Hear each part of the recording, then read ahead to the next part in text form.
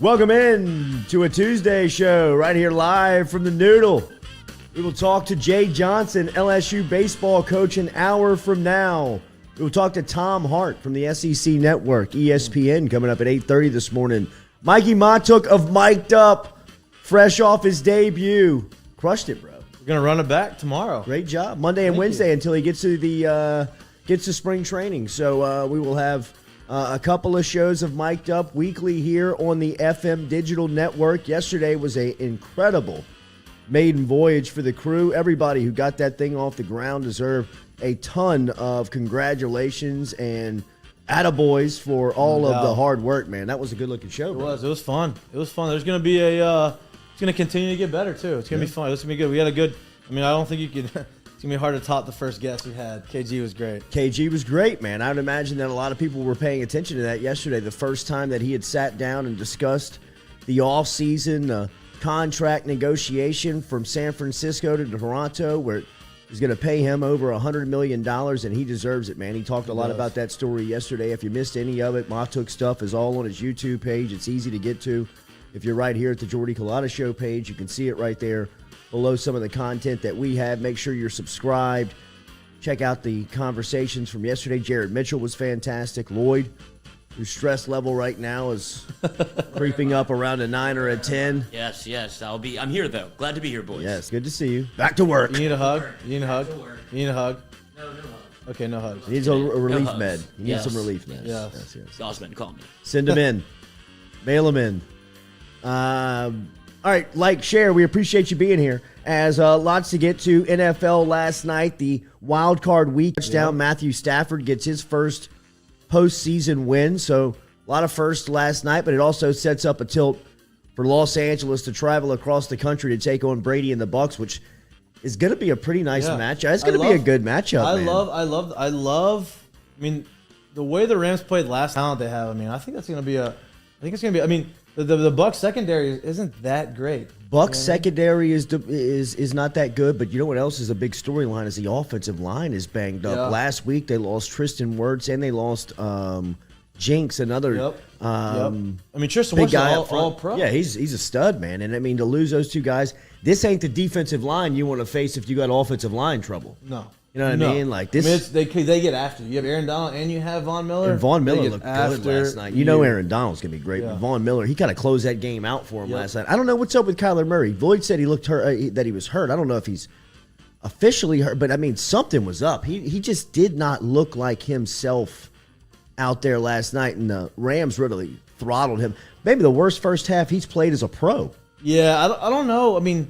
Look, he lost his big dog. He lost, D-Hop. Since D-Hop's been out, I don't think their offense has been really the same. DeAndre Hopkins makes a huge difference. But man, something's going on, man. I don't know what the deal is. I'm not saying he doesn't stink. I know I made a comment earlier. He doesn't stink. He's good. He's just, I don't know why he's a little. He kind of seems like a little unsure of what he wants to do. Yeah, he does. He does. Which is very unlike him. Make sure to hit that like, share button. Remember, daily we're brought to you by Go Chevrolet, our friends over at Go Chevrolet, GEAUX-Chevrolet.com. You can find the crew out there in LaPlace, Louisiana, and right here in Baton Rouge for Go Express Auto Sales. Go Chevrolet is online at GEAUX-Chevrolet.com. Daily we're also brought to you by True Blue Water. Remember, if you want to get into the delivery route, check them out online at trubluewater.com. That is trubluewater.com. And all of our guests via the phone line today. Jay Johnson coming up at 8 a.m. this morning as Coach Johnson and the LSU baseball team officially get back on the practice field today with school resuming, classes resuming on campus for LSU. So LSU baseball just about a month away from opening pitch as they will crank it up at the box, and Jay Johnson will go into his first season with the number 3 ranked team in the country, a preseason number 3 ranking for LSU baseball as they get ready for year number 1 under Johnson. Rarely do you ever see a new coach take over a squad. He fell into a gold mine. Wow, you know right? what I mean? He fell into a situation where, you have to fill in a couple pieces. It's more about rebuilding a culture and putting his stamp on it. But I mean, he came into a program that had All-Americans all over the place. I mean, outside of Barry, the guys that are there already were already there. Like, he didn't bring these guys in, which is great for him. He comes in, he can bring his philosophy, and it seems like the guys are loving what's going on. I mean, they've been grinding. They've been there. You know, I've been there since, you know, for all fall, but these guys have been there since January 1, really, just doing their own deal. And it's been fun to see. They kind of, like, you see the leadership, the guys take over, and you see Dugas come in and doing his deal and making sure everybody's in the right spot. So I'm looking forward to it. I can't wait to start ramping up. I want to get to jump into some practices with them. I'm glad the team's here now. I'm trying to get KG and like Will Harris and those guys to throw. And then I don't know if we'll be able to use their mound because it's so different. The mounds are like sacred. You know what I mean? You don't like it's hard to like continue. You want to keep them right. Okay, so you don't want too much wear and tear on the mound. That you don't want the pros coming in the offseason and digging it up. Right. So we'll probably do that somewhere else. But yeah, I mean, I can go. I think he wants that. We're going. Yeah, fuck Lloyd. Yeah. We're going. I'd love to see that. Yeah, you're back on the team, dude. No doubt. Yeah, that's great. Shirtless in the outfield. Attaboy 8! I got my new spikes in today or yesterday, which is good. Yeah, some Mike Trouts. So they're nice. Okay. Oh, yeah. There's Mikeys. Yeah, I got a little ways to go. Nah, we good, bro. We knocking on the door. Make sure to hit that like and share button. Looking forward to the conversation of Jay Johnson and Mikey Montauk really coming up at 8 o'clock. We'll ask him a couple of questions here. We'll throw him a couple of soft tosses before him and Mikey get into what the season could look like and get his thoughts on year one as we are fired up for Coach Jay Johnson to be down in Baton Rouge.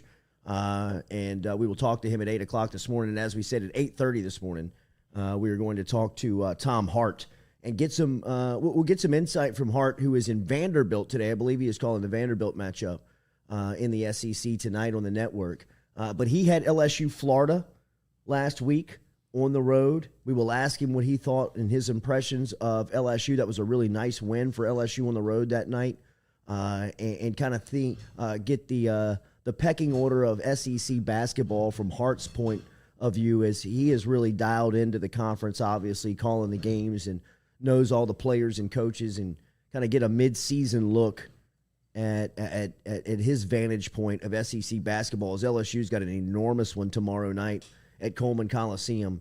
Will Wade said yesterday that Xavier Pinson is going to be a game-time decision for the Tigers. And look, we got a first-hand look. I think the last week has really been a great idea of who LSU is and can be without Pinson. Gaines and Justice Williams really handled it on the road in Florida with a really good game plan. And then got home versus Arkansas and maybe reverted back to some old ways that you've got to coach that stuff up and keep it consistent. And it really was highlighting, just how calming Xavier Pinson can be for this team, especially in crucial moments. And for him to be a game-time decision tomorrow night, LSU could really use him. I mean, I don't think LSU makes the run that they want to make without him. You know what I mean? Like, I think it proved last week proved how important Xavier Pinson is to LSU, and not necessarily just for as a scorer, but more as a leader and kind of guy to take some pressure off of the other guards and just kind of be that calming voice of like, hey guys, relax. Like, they're not going to go 9.5 minutes. It feels like scoring 2 points when X is playing. He's the calming factor. That's what Right. that's what he's there morning, for. Buddy. How we feeling? How we feeling? I got How the we stream. feeling? Stream feels good. Stream's Feels good. I don't Stream's know if good. we'll be able to do all of the doodads that we did yesterday. I don't know what's going on, but What's as long the as it's doodads? smooth, What does that mean? all the cool stuff that we added. Yeah. It feels like it might be. Oh, girl might She's need a huffing. little She's break. huffing. Yeah, she's breathing hard. It's yeah. last mile of the marathon. Yeah, I need to fill her up. Exactly. Put a little Okay. gas in her. And we have some gas. We got it. Okay. We got some more extra horsepower On the way. Good. Xavier Pinson, as we say, going to be a game-time decision for LSU, as last night on Will Wade's radio show, he was asked and was talking a bit about that and said, as he, he's day-to-day, he's making progress. Aren't we all day-to-day? But Shows day-to-day. Pinson, a senior guard, really showed his value within the last week to LSU basketball on both ends of the floor. He's a leadership. He's a calming presence out there. He's a guy, when things are a little chaotic and you're going through a 9-minute stretch where you can't score the ball, you just put the ball in his hands and say, hey, man, make something good happen. Whether you find a shot or you create a shot for somebody else, you're the one that's the best at this. Get us out of this trap. And Pinson is a guy that can do that.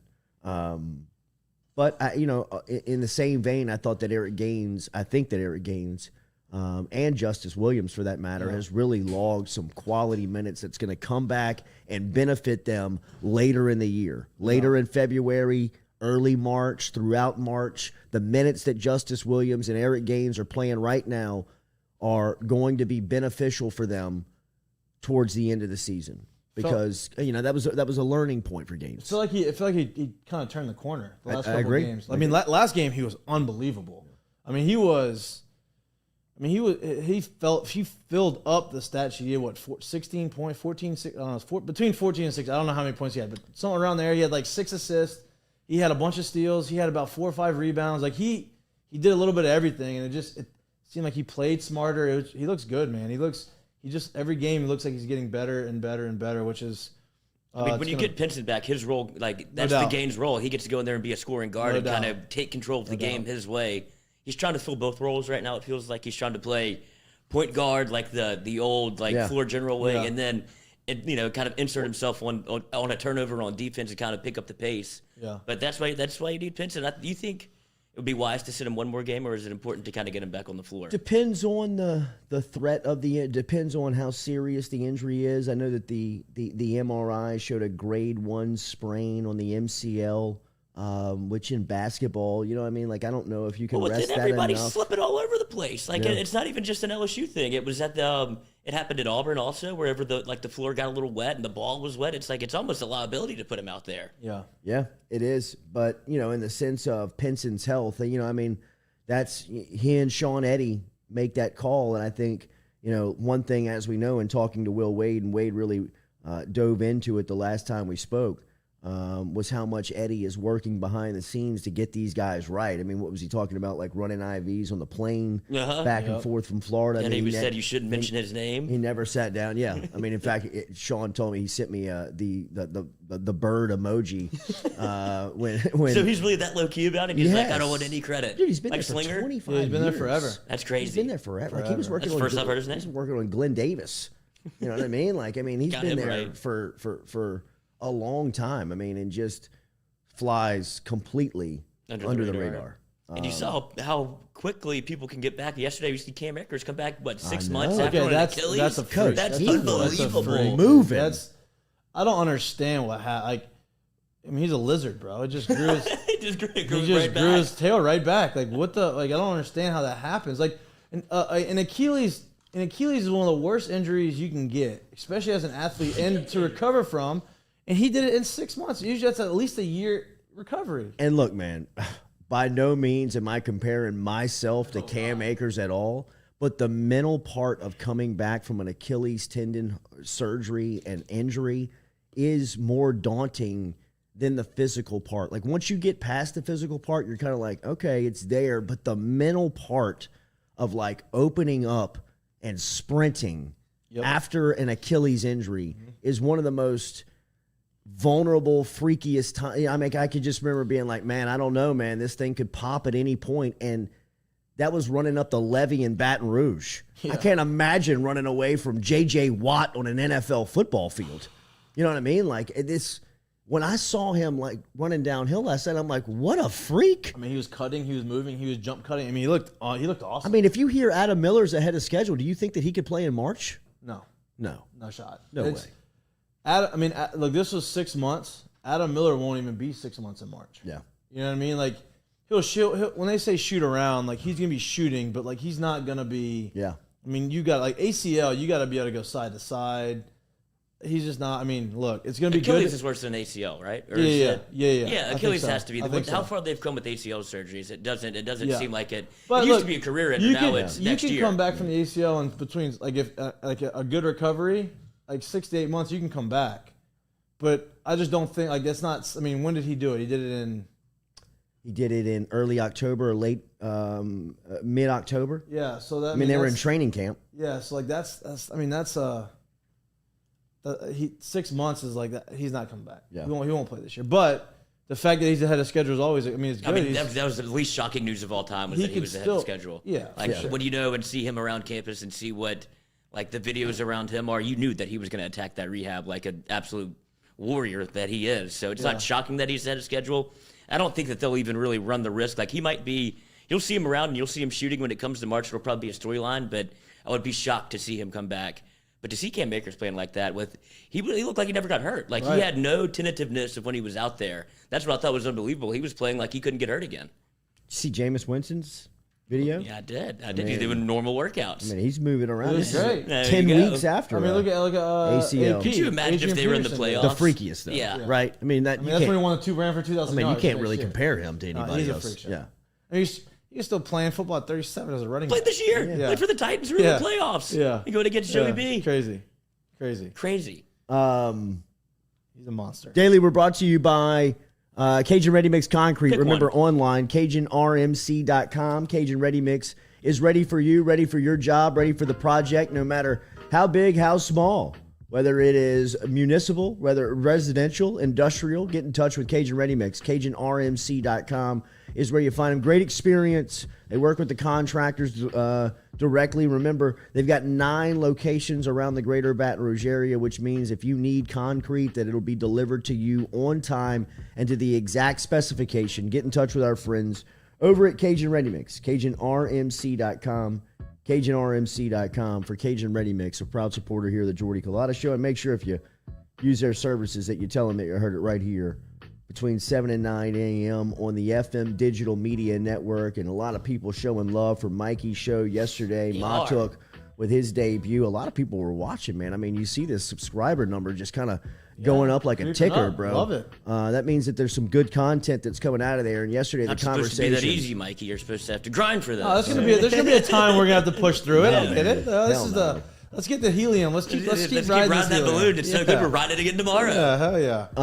That's right. The big announcement around Mic'd Up is that it'll be airing Monday and Wednesday, at least for the short term, until until Major League Baseball and business figures out their shit. gets their deal done, and they get back to work. But I'll still do it Monday and Wednesday. I'll still have the show when I'm gone. We'll be on the road. It'll look a little tad different, but still same content.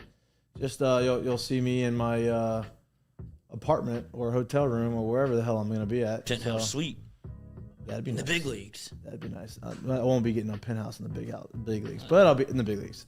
Be renting one for us. Yeah, we'll get the boys. Dude, if you get the call to the show, the boys are coming. You don't have a choice. We'll have a show. Yeah. We'll have shows, no doubt. You're just gonna be like, "Well, it's not really my first friend." flight up. You can go. Let him Y'all go got out. BP passes. Y'all got the whole shebang, boys. Y'all got. I mean, look, I'm in the big leagues. Y'all come back. When I get back to the big leagues, y'all get back. Absolutely. Look, spoke the stream into existence. Speaking the big leagues into existence. Exactly. Right. Positive vibes. Okay, some news around LSU football yesterday. We will get to that. Remember, coming up here at 8 o'clock this morning, we're going to talk to Jay Johnson, so we will talk some baseball here coming up as Matuk and Coach Johnson will go back and forth on this 2022 edition of LSU baseball as the Tigers hit the practice field officially today. A lot of volunteer work has been happening up around the facility at the box, but now officially with the student athletes back on campus and back in class, they officially hit the practice field in preparation for the 2022 season. All right, man, we're moving over there. A lot of unwarranted stress? Or you? No, I'm just riding the wave. I'm gonna see how now I'm pushing still her in back. the woods? I'm pushing her. Still in the Now woods? we're going to the whip. We're seeing if we can win the She had race. to warm up a little bit. Coming down right. the stretch, bro. That's right. She had to warm up a We little didn't think bit. we were She running, had but now we're racing. Yeah, we're here, man. We're here. Start out slow. Come Exactly. out. Good strong. news That's for it. LSU yesterday. Jeray Jenkins, Jay Ward, and Cam Wire officially announced that they're coming back to LSU. I'm going to be honest here, and I'm going to be Frank. fragile as I can be on this.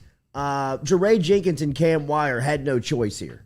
Really? We're gonna be honest here, right? I mean, they need to come back to school to improve their draft stock. If this was an announcement that they're staying rather than going into the transfer portal, okay, I get it, I understand. But as far as coming back and getting more value for the NFL or more film for them to evaluate to decide whether or not they're going to use a draft pick on you. And at this point, I would imagine it would only be in a late round circumstance or scenario or a possible free agent pick. In fact, both of these guys put their names into the draft grade process and both received free agent draft grades. Right? So, I mean, that's what you need to know. In that scenario, when you're given that variable of what's going on, was there really that big of a choice to be made? Now, look, man, Jaray Jenkins, you need him on this wide receiver core. You need him in that room. You need him even a part of the leadership council, I think, because a lot of what we've heard of Jaray Jenkins is that he's a program guy. Does everything right, attends class, grades are good, always there at workouts, always in his group, really tries to stay out of the training room. I mean, he's a guy that you really want in the locker room for your team to be at its best.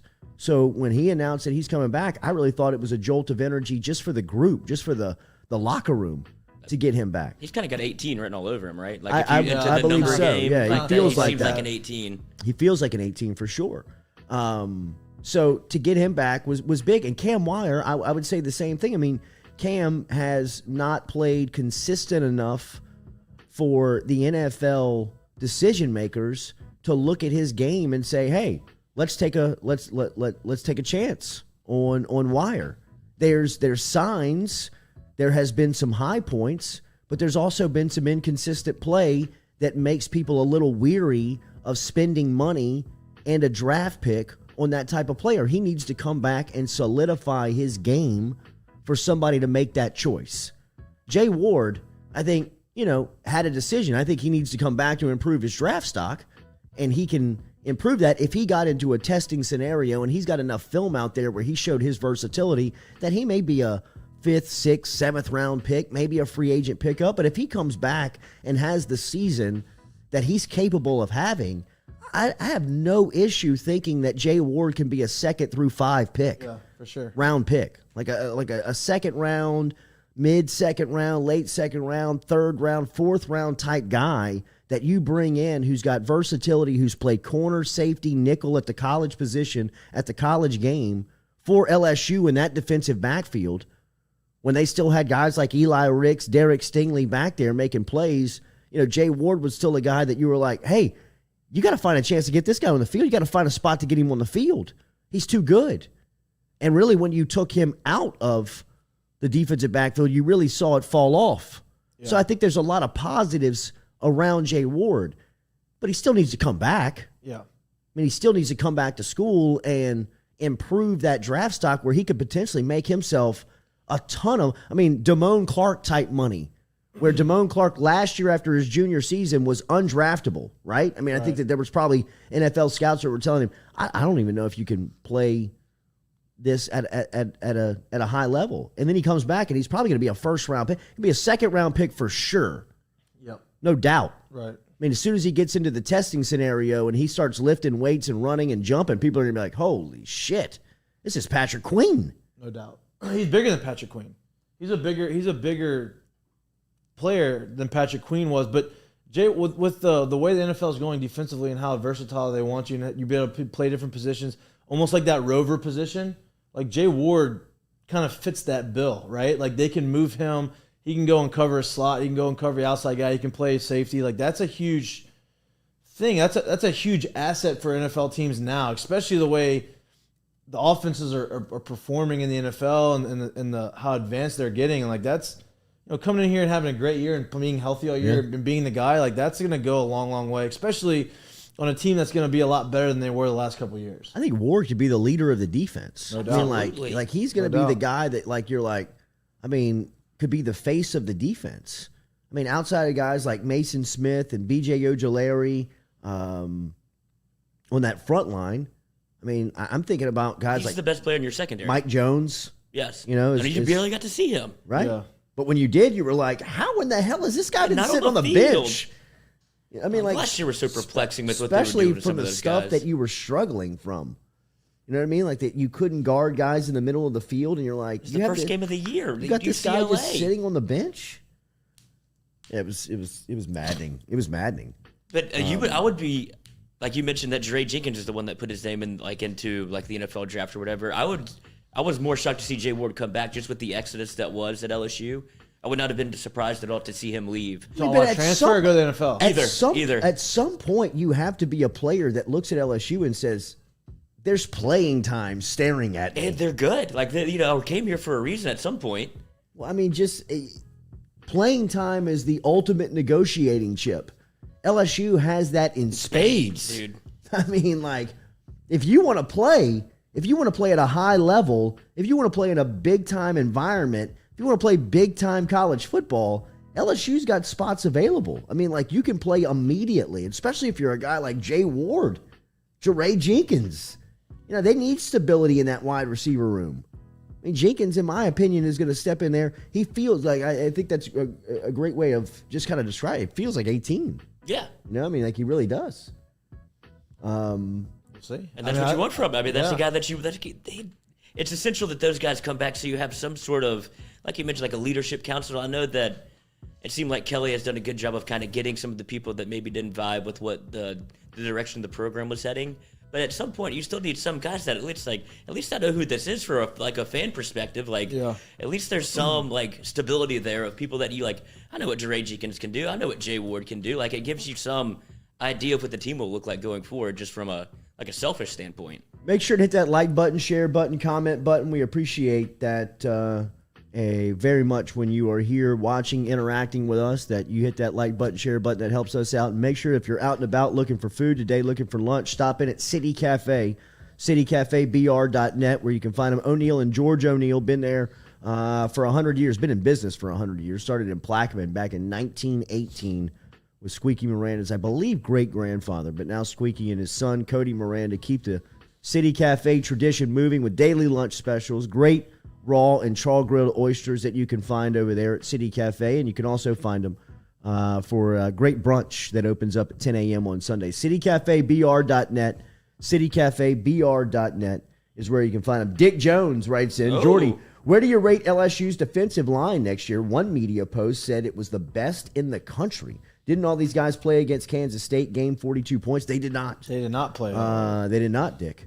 But Mason Smith, here, when you look at this defensive line, and for the first time in a long time, you say this out loud, and Jaquelin Roy was here with us at a national championship watch party a couple of weeks back, and we were talking about this out loud. Jaquelin Roy, Jaquelin Roy, Mason Smith, and Quincy Wiggins are all going to play on the same defensive line. That's LSU or Louisiana's number one defensive lineman in the state and really in the tops in the country. All three of those guys nationally garnered at their position will be on the same group. It has been rare over the last decade to have that happen. Nick Saban has come in here and taken a lot of the defensive linemen. Fedarian Mathis, who was the leader on that defensive line this year for Alabama, was out of Neville, right? I mean, he was a 4-year guy that played up at one of the great feeder schools of LSU. Rare will you find any school more prideful of playing and loving LSU than Neville High School. Will Campbell, the starting left tackle, really was never a threat to go anywhere else. I'm sure he had thought about it, but he was recruited at a high level from a lot of schools, but his love for LSU really never wavered. Was going to send him anywhere else, was never going to allow him to go anywhere else. So I mean, those defensive linemen playing on the same unit, playing on the same line of scrimmage, and then you throw in guys like B.J. Ojulari, and it seems like Ali Gay could possibly be coming back. I know nothing official. You should find out something this morning because he'll be enrolled in school. He'll be enrolled in class. Go check some classes. Yeah. Where are the class checkers right now? Where are let the class us know if checkers he's at? there. Yeah. And Jacoby Guillory, who we talk about from your neck of the woods, right. from an Alexandria, he really played good football last year, and coming out in that same cycle as I believe Roy. He was in the same cycle as Jaquelin Roy. Once they kind of changed up the defense, it allowed for him to get on the field because he was brought in as like a 3 technique. Like he was going to be a big guy that gobbled up, space in the middle. And then Coach O was adamant about running a 4-3, and he really never saw a chance for him to be able to play. But once they kind of became very multiple with their schemes, which is shocking to a lot of people, like you got to see these guys and kind of how they could get pressure on the quarterback, how Jaquelin Roy could kind of work with Jacoby and Guillory. You saw that D-line kind of come alive. Yeah. So I would expect more of the same next year. And some other good news that I thought was coming out from LSU football over the last 24 hours was the report from Greg Brooks that he was talking about the interaction that he had with the new coaching staff. Now, he did say that he did not have a chance to speak to new defensive coordinator Matt House, who's obviously in the NFL playoffs and he's with Kansas City. But I do know that House is doing a couple of Zoom calls. In fact, I know that House was trying to get set up with Harold Perkins earlier this week for a Zoom call. Even though there seems to be a lot of smoke around the Perkins stuff. If you're an LSU fan, I really wouldn't buy into a lot of the stuff that's coming out from Perkins' camp. It seems like it's a lot of cat and mouse stuff that's going on between Perkins and everybody else besides Texas A&M, because Texas A&M has come in with a business deal for Perkins that you really just can't contend with. I mean, you can put something on the table, right, if you're LSU, and say, hey, look, we got something for you. We can't give you what A&M's giving you right now. We're trying to put something together, if you're speaking from LSU's perspective, of some business people around the state to put up a fund that could possibly compete with schools like Texas A&M and Texas. But if Texas A&M really wants to make it a competition, it's not going to be a competition. They're still peeing. That's right? fine. They can get all the guys. And They're going to get fucked up. They can. But like from Harold Perkins' sake, he knows he's got that in the back pocket, and he's playing what feels like to, I know, college recruiters, a lot of games right now. Yeah. And college recruiters don't have a lot of time for that shit, right? Because for as good as Harold Perkins is, and he's about as good as you can find in this class collectively, holistic, nationally, still, these guys have seen a lot of what's been played in recruiting, and they just don't play. They don't play these types of games where you tell somebody you're going to be somewhere and they don't show up, or you put together a Zoom call to bring in a guy like Matt House who's getting Kansas City prepared for an NFL playoff Definitely game. don't have time for your bullshit. And he ain't got time for a Zoom call that needs to be delayed 35, 45 minutes. When you get to the 45-minute point, it's delayed for 20 minutes. They don't have, it's not, hey man, it's not worth it. Just go to Texas A&M. You know what I mean? Like, That's LSU's point of view. That he's a great player, and LSU would love to have him, but not forsaking, all of this stuff. There's a lot of the stuff that's happening behind the scenes that I think LSU's just like, hey, look, we will recruit you, and we will show you how you're an advantage for us and how we're an advantage for you. But we're not playing the games. We're not flying one place and you not be there, or the whole family said they were going to be there and nobody shows up. It's just, that's not the type of stuff that LSU's going to get into at this point, because they need players. And one thing that I thought was really stand out over the last 24 hours was what Greg Brooks was saying about the new staff. He had spoke to Brian Kelly. He had spoke to Frank Wilson. He had not spoke to Matt House, the defensive coordinator, but just talked about what Coach Cooks, Kerry Cooks, the defensive backs coach, was obviously very instrumental in getting him down. But just the change in mentality, the stuff that we've talked about from, kind of the fringe here on this show. You hear somebody from the front line saying, look, this is what they're selling. This is what they're saying. And they're all really good people. They all seem to have a clear plan in place and something that they're drawing out. And it's more business than it is anything else.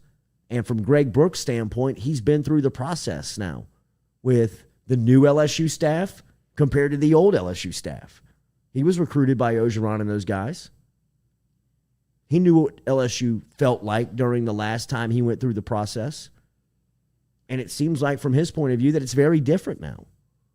And it's what we've talked about over the past couple of weeks, that's what's happening within LSU football. They're fumigating the place.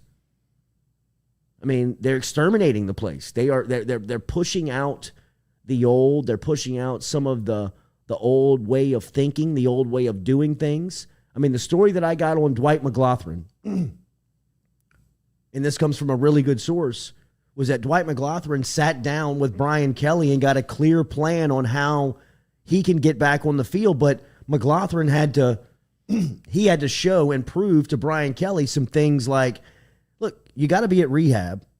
You got to show up to weight to wait. You got to show up to class. You got to do what you're supposed to do. And if you do that, then we're in good standing. And McGlothern didn't live up to his end of the deal, and he didn't have a choice whether or not he could come back and play for LSU football. Or he did, but the parameters that were laid out to get to a positive case and be able to play, he didn't abide by. Same thing with Trey Palmer. Could LSU use Trey Palmer and Dwight McGlothern on next year's team? Absolutely. They'd probably start. Trey Palmer might be a feature wide receiver. McGlothern might be cornerback 1 on next year's LSU team. But they sacrifice that stuff, those types of players, to change the culture and mentality. That's what's happening right now around LSU football. That's what's going on. And Greg Brooks was impressed by it. Is Brooks as good a player as Dwight McGlothern? I don't know that. I hadn't watched Brooks play as much of football as McGlothern played. Dwight's really good. I know that. And he's probably going to step into Arkansas and start. LSU pilfered their 2 corners. He's going to have to play. So, to hear a guy like Greg Brooks, who wore the C on his chest, wore the captain for Arkansas, say, hey, I was impressed by LSU staff. I was impressed by the conversations that I had with Brian Kelly.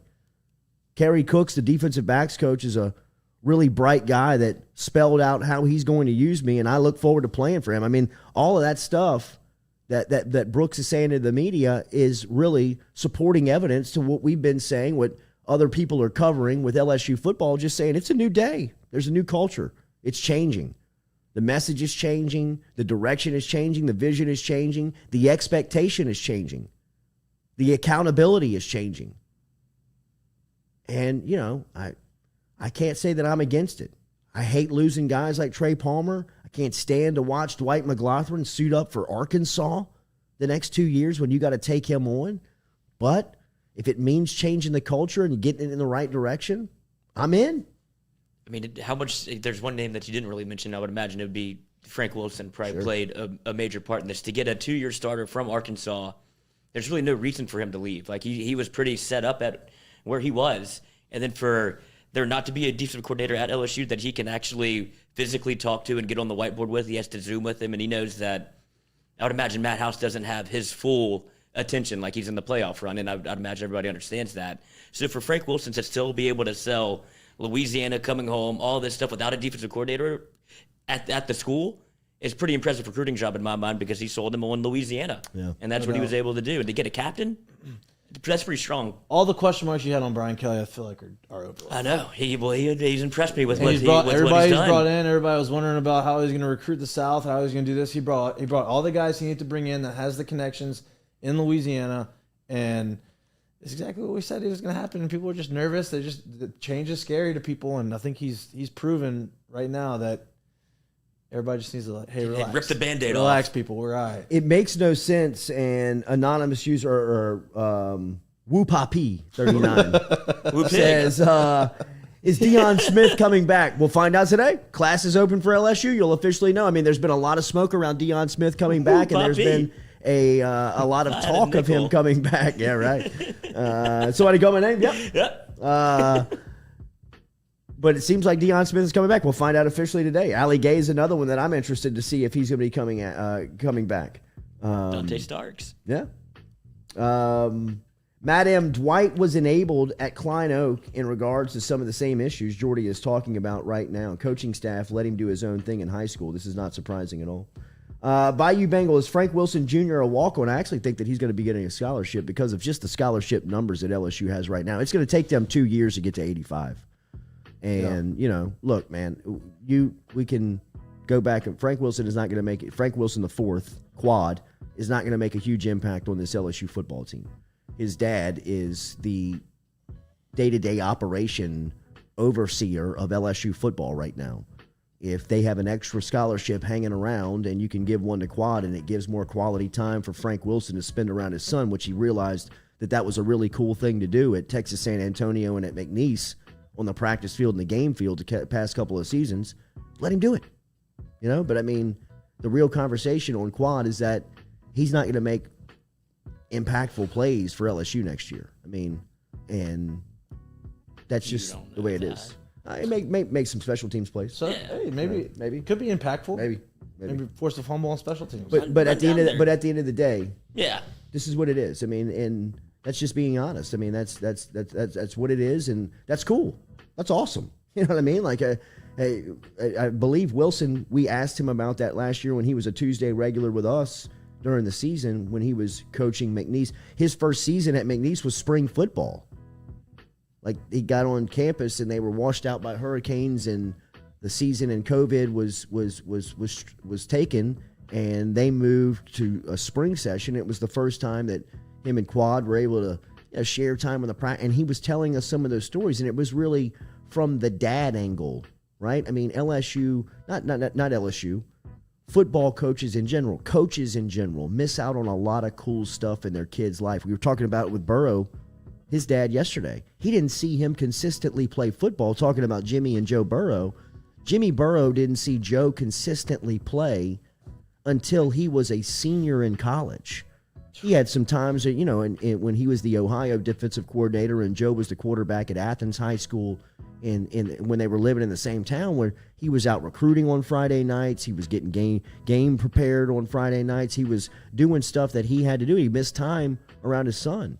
And for Frank Wilson to get that opportunity with Quad at LSU, in fact, Frank was showing me a picture that him and a young Quad took with on the field with Scott Woodward and help me out here, and Steve Sarkisian, who was the head coach at Washington when they came down here in 2013 and took on Mettenberger and Odell and those guys, and Quad's like 10 years like old. Little J. Yeah, like exactly. Yeah. It is.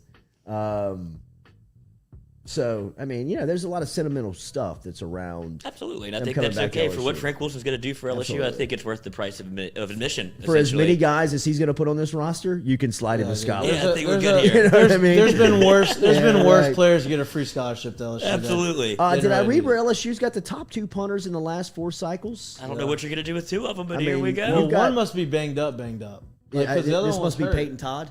Peyton Todd was hurt this year. Yeah. So I don't know what happened, but Peyton Todd was the number 1 punter in last year's cycle out of West Monroe, and LSU picked up Jay Bramblett, who was the number 1 punter in the 2019 cycle, and actually he's a Tuscaloosa native who averaged just around 43 yards a punt last season for Notre Dame. He had a long of 72. That's what impressed me. Man, if you're bombing at 70 yards, bro. Get him on the team. Jesus. Can't wait for our 2-punt set, though. You don't know which one's going to do it, a little rugby style. Just toss it back and forth. Yeah. But you got a couple of top punters Hey, now, 2 guys that can bomb it. Yeah, why not? What the hell? we have a 2-punter system. That's what I'm saying. I don't know what, you got a long guy and a short guy. Maybe you do some trick punts. Throw the ball behind, kick punt the other way, angle punts. Well, I mean, this is the deal. You got all these scholarships. You know what I mean? Exactly. That's where the Quad thing comes in. Forget it. That's fine. Yeah, we got plenty to throw around. Put him in the boat. Bring him in. So it is good to see LSU really starting to form this roster up. We started this conversation with Jeray Jenkins and Jay Ward and Cam Wire all announcing that they were coming back, and you get a couple of guys out of the transfer portal. You get 8 guys total out of the transfer portal for this cycle from Brian Kelly. It got a lot of guys that are going to make it. I mean, the more research you do on this Kyron Lacey guy out of UL, former wide receiver out of Thibodeau, 4-star. I mean, Coach, he didn't start playing football until he was a junior in high school. Up until that point, he was a basketball player and a really high-end basketball player. I want to say that he led Thibodeau to the 4A state title as a junior and then or as a sophomore. And, football coaches were like, bro, I mean, wrong sport. You might be really good as a wide receiver. And, I mean, he goes out there, and the next thing you know, he's in Napier's program. They're developing him. They're making him a really good player. They're building his confidence. They're showing him how to play wide receiver on the college level, and he opens himself up to the transfer portal, and everybody in the country is lined up for his services, and he ends up at LSU. So, I think he led UL in touchdown catches the last 2 years. Yeah. So he's good. But you look at some of these guys that they've gotten out of the portal, and it really is interesting to see how these guys are going to make these instant impacts in the way that LSU has turned over their roster in the past couple of weeks and have really done a tremendous job. We talked to Billy Embody about it yesterday. It looks like they're leading the charge for Jacoby Matthews. Another one, in Matthews' state case that, from an NIL standpoint, somebody's going to have to step up locally, and I think somebody has stepped up locally, and I think it's our guy, Gordon, who is, really he's getting it done, man. Gordon's getting it done. I mean, we talk about this NIL stuff with him, and, these are the types of situations where you're like, we've done everything from a recruiting standpoint that we can do. We've sold the message. We've sold the playing time. We've sold the vision on where he's going to play, how he's going to impact, how fast he can do that, where he's going to live, all the stuff. I mean, all the stuff that you've recruited. Now we need some money. You know what I mean? Because Texas A&M's coming in and they got this business deal on the table that Jacoby Matthews people is like, I mean, even over here in Ponchatoula, we love LSU, but I mean, that money right there looks very good. I'm just telling you, man. Talk to me after a year and tell me how many guys from Texas A&M get screwed over. That's going to happen. That's going to be the test case for sure. They just can't afford to pay all these guys every single year, and they can't play. They're not everybody. There's not enough room for everybody to play. That's what it is. They can afford all of them. No, they can. But I'm not talking about afford as in money. I'm talking about afford as in like opportunity. Right. There's not enough room to play everybody. You're getting paid. Yeah, it's great to get paid, but you want to go get paid? What happens in 3 years, 4 years when you're done? You're not playing anymore. Didn't play it down. You ain't playing. You ain't getting paid after that. You're done. Would you rather get paid for the 3 years, 4 years, or would you rather get paid for 10 years after if you can make it to the league? Exactly. It's just, I don't know, man. Look, I'm not being a hater on A&M. Like I'm not like, look, they do what they have all the money. They have deep pockets. That's great. You can't. There's not enough room for all these guys to play, and guys are gonna get pissed off. They're not. At the end of the day, you're a competitor and you want to play. There really is no way that this works out, right? No. I mean, I understand what they're trying to do, building a super team in the first year, but there's no way that you don't lose at least what number would you set it at that people hit the transfer portal from Texas A&M next year? I mean, mid-teens. 12 to 15, and they're all going to be 4-star guys, 4 and 5, like 4 and 5-star, because they didn't get anybody else other than those kind of recruits. So it'll be like I said, it'll be an interesting test case once this year comes, especially if it's going to happen. If they don't win, it's inevitable. Thanos, dude. Coach, $30 million they pay for that recruiting class. Yeah, and they're still paying. I mean, in what planet does it make sense to make 30 18-year-olds millionaires? You know what I mean? Like at some point, I'm interested to that see is exactly going what the to deals are. Blow. I mean, that's kaboom. Something's that is going to be happen. an explosion. You know what I mean? It's because they gave them the money. I don't think they set them up with anybody to help them handle it. Like this is going to be like family trying to help you, Well, and you'd this have is going to to think be that they have something. They have shoebox some money. help. You have to feel like. I mean, they have even someone like to help. Gordon was explaining with Kayshawn's contract. I mean, there are stipulations within that contract that if something goes on with you, if you misrepresent the brand, then you can forfeit that money. I mean, it is a professional contract.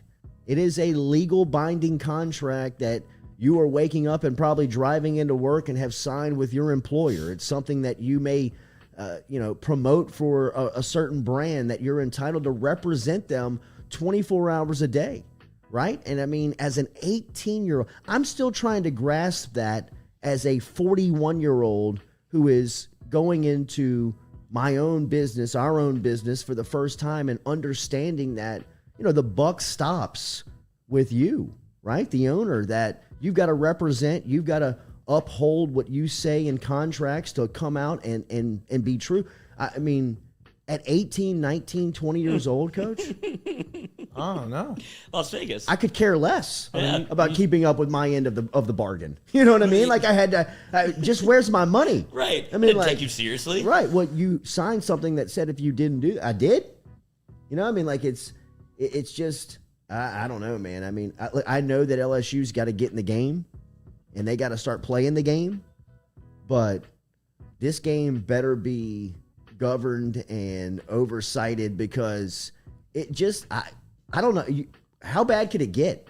Like the possibilities of bad is leveled at eternity. I mean, like I have no idea. I mean, it could get there's no telling how bad this stuff could get. No, because it's like we said, it's the Wild West and it's uncharted territory for all of this stuff. But it does give, like you said, it's contractually bound to the school and to NIL. If I'm an 18-year-old and I don't like playing at A&M, and I'll just break the contract then, and then I'll go hit the transfer portal. Like, you're not really binded to. But here's the thing: there's gonna have to be there's gonna be legal ramifications at some point. Not necessarily, maybe not with the contracts, but like financial, like taxes. There's gonna be something that they have to get set up. If they're not, they're gonna get in some other trouble outside of just the NCAA. Yeah, you know what I mean. There's got to be some help there, and I don't know. And look, I'm not saying that they don't have the help. They may have stuff set up for these guys to where they can, get through this stuff without a hiccup, hurting themselves. But I mean, there's a lot that goes into it. I mean, I had to learn that shit on the fly when I was leaving college. Like, I went through college, had to learn it after. Like, there's a lot of shit that goes on other than just, hey, here's your money, do what you want to do. It's crazy that they don't teach you how to manage money in school. No, it really is. At any point. If you at any point, like I'm talking about, like at Jay's age, start that at like 10 years old, learning how to start managing and dealing with money, especially if you're going to start making it so accessible to young adults like this, right? Like, I mean, you can't just throw them in. I'm telling you, I mean, like, think about it. It's a day-to-day grind to learn how to do this at 40. Yeah. You know what I mean? Like, it's still you things wake you up in the middle of the night about these types of decisions and these types of responsibilities that you have. And to put this on a 18 to 20-year-old where you're like, hey, I'm paying you to come here to play football, and it gets lost in translation that there are certain responsibilities and requirements to get this money, it's going to be a cluster, bro. Dude, what a headache for A&M. Like, I understand what they want to do, but now when you think about it, like, they're going to have to deal with that all day, every day. And it's not just the players. It's the uncles. Can you imagine the circus that Harold Perkins is bringing to Texas A&M when you officially sign the contract and give them the money? You know what I mean? Like, Harold Perkins' mom called our show phone and left a voicemail telling us to take the segment down from the uncle because he had started so in-house drama with the family of him coming on our show saying that he was thinking about LSU. Whatever he said, I don't even know what he said, what pissed her off. But, I mean, that's the type of stuff. She's calling our show after an interview that the uncle gave. Could you imagine what's going to happen when he doesn't play for a game and there's been all these promises made and money exchanged and the phone calls that Jimbo Fisher or somebody in that facility is going to have to deal with? Yeah. I mean, it's going to be nuts. Johnson Spillers brings you the Jordy Culotta Show. Jay Johnson coming up here in 2 minutes as we'll talk LSU baseball. It'll be cool to hear Matuk and Johnson go back and forth on the 22 edition of LSU baseball and year one for Jay Johnson down here in Baton Rouge. But Johnson Spillers are our official dentist here on the Jordy Culotta Show. If you're looking for anything from dental needs, whether it is general dentistry or pediatric dentistry, they can help you out. Johnson Spillers has 2 locations, one in Baton Rouge, one in Gonzales, out in Pepera Avenue in Gonzales, and online, johnsonspillers.com. They can also help you out with some Botox. Speaking of online, johnsonspillers.com. If it's a first visit, you can give all your information right there, request an appointment. You can do it all virtually and online. That way there's no hassle of getting on the phone and finding phone numbers and getting involved. You can do everything that you need from Johnson Spillers online at johnsonspillers.com. Baton Rouge and in Gonzales, Johnson Spillers, official dentist here at the Jordy Culotta Show. When we come back, we talk LSU baseball with Jay Johnson, new head coach down here in Baton Rouge. Tigers preseason ranked number 3. The sophomore class is as fine of a class that you'll find in college baseball. We'll talk to Coach about some of the expectations. Jacob Berry is on campus and going in to his first season at LSU. What are the expectations for the guy who has gotten nearly every preseason award that has been handed out? Berry is on the list. We'll ask him where he fits into the 2022 edition of LSU baseball coming up next year on the Jordy Culotta Show. Little Mikey Romero. Powered by Go Chevrolet. What about Romero? He's in the document. They have him pegged as either from either the 12th overall pick to the 20th overall pick. Yeah, that's what I meant. I thought you meant like he was coming to school. No, but they still have to say LSU commit. We'll see what Jay Johnson can, maybe a little monkey dust, get him over here. All right, Jay Johnson next year, the Jordy Culotta show. Ain't happening. He did get a new forearm tattoo that looks very cool. So that seemed a very major league move. He ain't coming. Yep, he's already pro'd himself out. At that point, that's like $3 million. With the tattoo? The 12th pick. He ain't coming. If he gets drafted, I still like him though. I think I'm gonna follow him around. He's one of my favorite. He came on the show. Yeah, no, he told me. Yeah, he's cool. We talked about it. Seems cool. Yeah. The forearm tat's bold. Yeah. True Blue Water. True hydration at its finest. Right now, you're only a few minutes away from getting your 5-gallon water delivered to you, just like we are over here at the UDL. All you got to do is log on to truebluewater.com. That's TRU, bluewater.com. The website's fantastic over at truebluewater.com. You can get your service and find out how quick it is. You can schedule a delivery, even hop on the billing system right there at truebluewater.com. TRU, bluewater.com.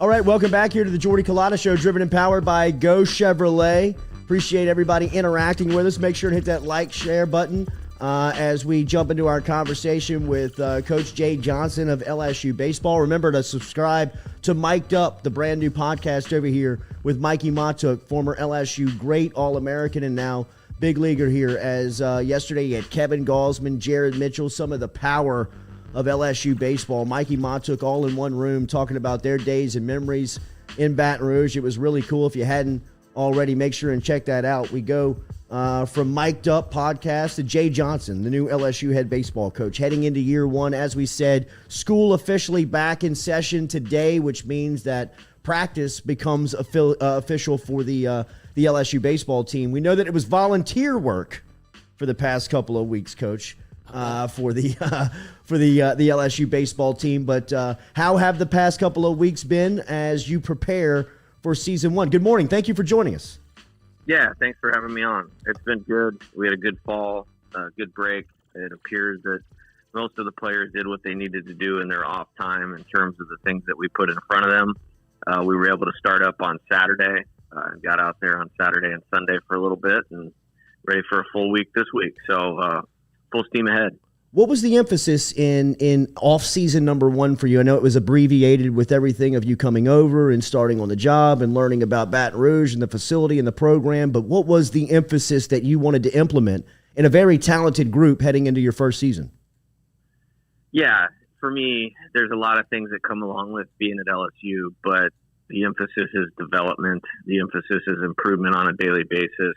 And what I would say is establishing an identity for our team and our program, developing our systems and techniques.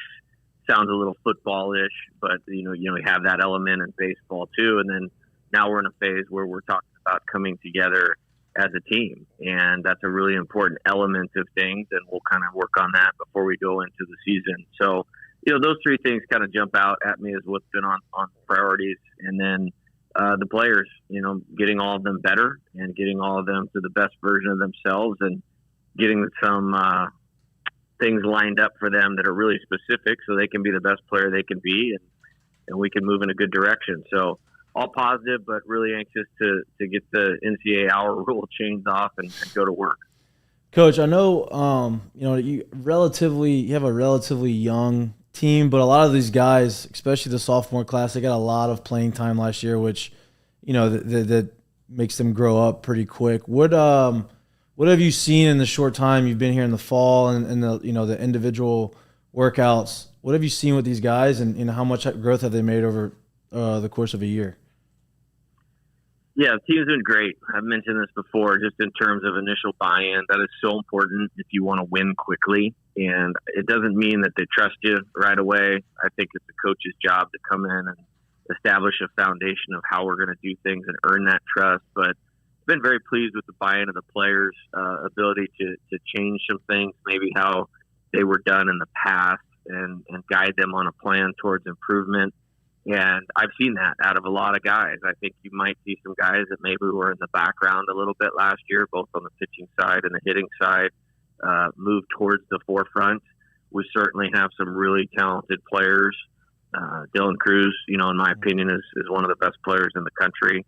One of the most talented guys I've ever seen in college baseball, frankly. And Trey Morgan, some really good pieces like that to work with. And it's been fun, in that regard. And now I'm looking forward to that next phase of we've really outlined what we think we need to do well to be successful as a team. And we got about a month now to go to work on that before we kick it off for real, which is really exciting. I was going to ask you, you mentioned that there's some guys that maybe were took a back seat last year to some of the stars. Who are some of those guys that have made a big jump that people are going to be shocked to see out there that say, oh, man, this guy looked completely different than what we saw last year? Yeah, Cade Beloso kind of comes to mind. I mean, he's had some early success in his career here. Did not have a very good season last year. We made some immediate changes in terms of his swing, in terms of his approach to what he was doing. His really good hand-eye, manages the strike zone incredibly well. And if he can continue to take the quality at bats that he did in the fall, he's a really valuable piece, that maybe you don't think of when you think of Dylan Cruz, Trey Morgan, Jacob Berry, Cade Doty. Cade Doty is another one who's always been a starter since he's been here. Kind of that guy on our team that I think is maybe overlooked a little bit. But I don't know that there's going to be anybody that's going to positively contribute to winning and success on our team as much as Cade. I think on the pitching side of things, Coach Kelly has come in and done a nice job. I think Ty Floyd was a freshman that had a lot of potential last year, has really developed his secondary pitches to go along with a really good fastball. Devin Fontenot, trying to get him more innings as one of their more effective pitchers last year. Does a good job hiding the ball. His changeups come a long way, so we could probably extend him a little bit more. Those guys come to mind. And then excited about the pieces we had. I mean, it was a pretty crazy end of June, all of July and August to get this roster put together, and hopefully we can match up a little bit better and go for it. Coach Jay Johnson of LSU Baseball joining us here on the Jordy Culotta Show, driven and powered by Go Chevrolet. You mentioned Cruz, Coach, and this sophomore class has been highlighted over the last couple of weeks in talking about their talent. Can you go in more on to guys like Jacob Berry and Trey Morgan, of guys that have high expectations in year two of college baseball and just kind of where they fit in with LSU going into your year one? Yeah, for sure. And happy to talk about that. There's this obviously LSU, and I was obviously interested in the job when I was approached by it, but there was another layer to it that there were some really good players in place that I thought could play better than they did. And we want them to play better. They need to play better. I mean, we were in ninth. LSU was a ninth place team in the SEC last year. We want to move up the deal and get back into that top tier. And those two guys you mentioned can certainly help us do that. In terms of Trey, he has as good a hand-eye coordination as any college hitter really I've ever seen. I mean, he kind of reminds me of Tony Gwynn, and that's a pretty big compliment, obviously, as a hitter. He manages the strike zone incredibly well. Very good defensively at first base, has some good athleticism, and we're still trying to figure out the pieces, and he can run out to center field and run some balls down as well. So you may see some of that. But really looking for Trey to just take that next step in maturity and continually take those good at-bats and really not give away anything. And if he does that, he could really move up as a special player. And then I brought Jacob Berry with me from Arizona once he decided to go into the transfer portal. I mean, he had a freshman year like Dylan Cruz last year. I think he had 17 home runs and a combined 24 doubles or triples. Led the Pac-12 in RBIs as a switch hitter. And I think he'll fit in nicely with the rest of these guys. And excited to line those guys up next to each other and really not give the pitcher, any break throughout the course of the lineup or the game. Coach, I think it's been pretty well documented that your offenses have always performed pretty well. You're kind of an offensive-minded guy. What is your philosophy at the plate? I know there's more to hitting than just, all right, hey, I want you to drive the ball here. There's more of a philosophy. There's an approach. What is your philosophy? What are you teaching these guys? What are you helping these guys understand as far as approach, place discipline, and what they're trying to do? Yeah, I think there's a lot of layers to it, and I mean, we could sit here and talk for your entire show about this. And I think we'll get you all mic'd up, and we can do that a lot later. I think the first part, it starts with attitude. I mean, hitting, you hear it's a game of failure, and Hall of Famers fail 7 out of 10 times, and really kind of trying to move that to the side and say, hey, if we do the things that we need to do, we're going to be really successful. And some of these guys have real confidence, and that's going to be required, to break down some of the better pitchers in the SEC, because baseball hasn't changed. Good pitching is usually going to beat good hitting. So our job is to make it as miserable on the pitcher as we possibly can. And if you were lining up goals or targets for us, is we're not going to swing at balls. And that's something that I identified that the plate discipline, within the team and the program really needed to improve. So we worked hard on that. We want to hammer or crush mistakes, and we want to be incredibly competitive with 2 strikes. Mm-hmm. So you start there, and then that bleeds into the team element of getting the leadoff guy on base, bleeds into, having 3 quality at-bats in a row, really executing with runners at second base and no outs, and runners at third with less than 2 outs, and having this blueprint that we're constantly pushing towards, which is going to lead towards game success. And it's been a lot of fun to implement. We've kind of kept it pretty simple, and there's 2 reasons you do that. Number one is you want to make them really understand and learn what you want, and the other part is we have good players. And so I'm excited to see them, within the system, and I think the more time that we have, the better we're going to be. I love that. Winning baseball plays is that's the name of it. As far as the staff goes, I know there's a lot of question marks on your pitching staff and guys who are going to step up. And I know you mentioned a couple names early on, but there's some new guys that you brought in here. What can we expect with the staff as far as starters, back into the bullpen guys, bridge guys? How's the staff shaping up? Yeah, so right now we have 19 pitchers. I think we are looking at 7 of those as we go into, the preseason weekends here. We have 4 weekends prior to starting where they're going to throw competitively. I think there's 7 guys we're going to extend pitch counts, I guess you could say, to potentially start or go multiple innings. And then there's like 12 that we're going to use twice a week in kind of relief type deals. And so I think probably what you'll see this year is we'll use a number of guys until we figure out what the best mixing and matching is, and that could change from weekend to weekend if you're playing a heavy left-handed lineup, right, or a heavy right-handed lineup, a heavy speed team, heavy power team. Like I'm not going to lock us into what I would call like a dogmatic way of doing it. Mm-hmm. Myself and Coach Kelly will really look at what's best for right now in the weekend and get guys up there that are going to compete aggressively in the zone, match up good. I don't think we have a first or second round pick on the team right now in terms of this draft or the next draft. That could change, obviously, but we're trying to make the sum of the parts, better than maybe just doing it where, hey, you got a starter, you got a middle relief guy or a matchup guy and a closer. We're really going to try to set them up to be successful. Big point of emphasis was adding left-handed pitchers. Mm-hmm. We were able to add Riley Cooper, at 29 appearances for me at Arizona last year, threw incredibly well in against 3 SEC opponents that we played. Trey Schaefer, transfer from Southeastern Louisiana, who was the preseason Southland pitcher of the year last year, has a really good arm and is really competitive. So those guys will help us mix and match. Javen Coleman is a left-hander that I'm high on and has a chance to make a positive contribution.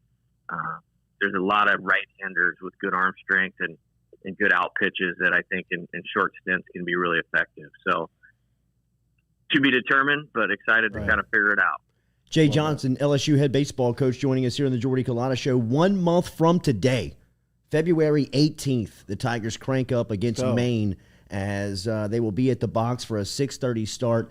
You can feel the buzz inside of the chat, Coach, as people are looking forward to watching you in year one. What has it been like?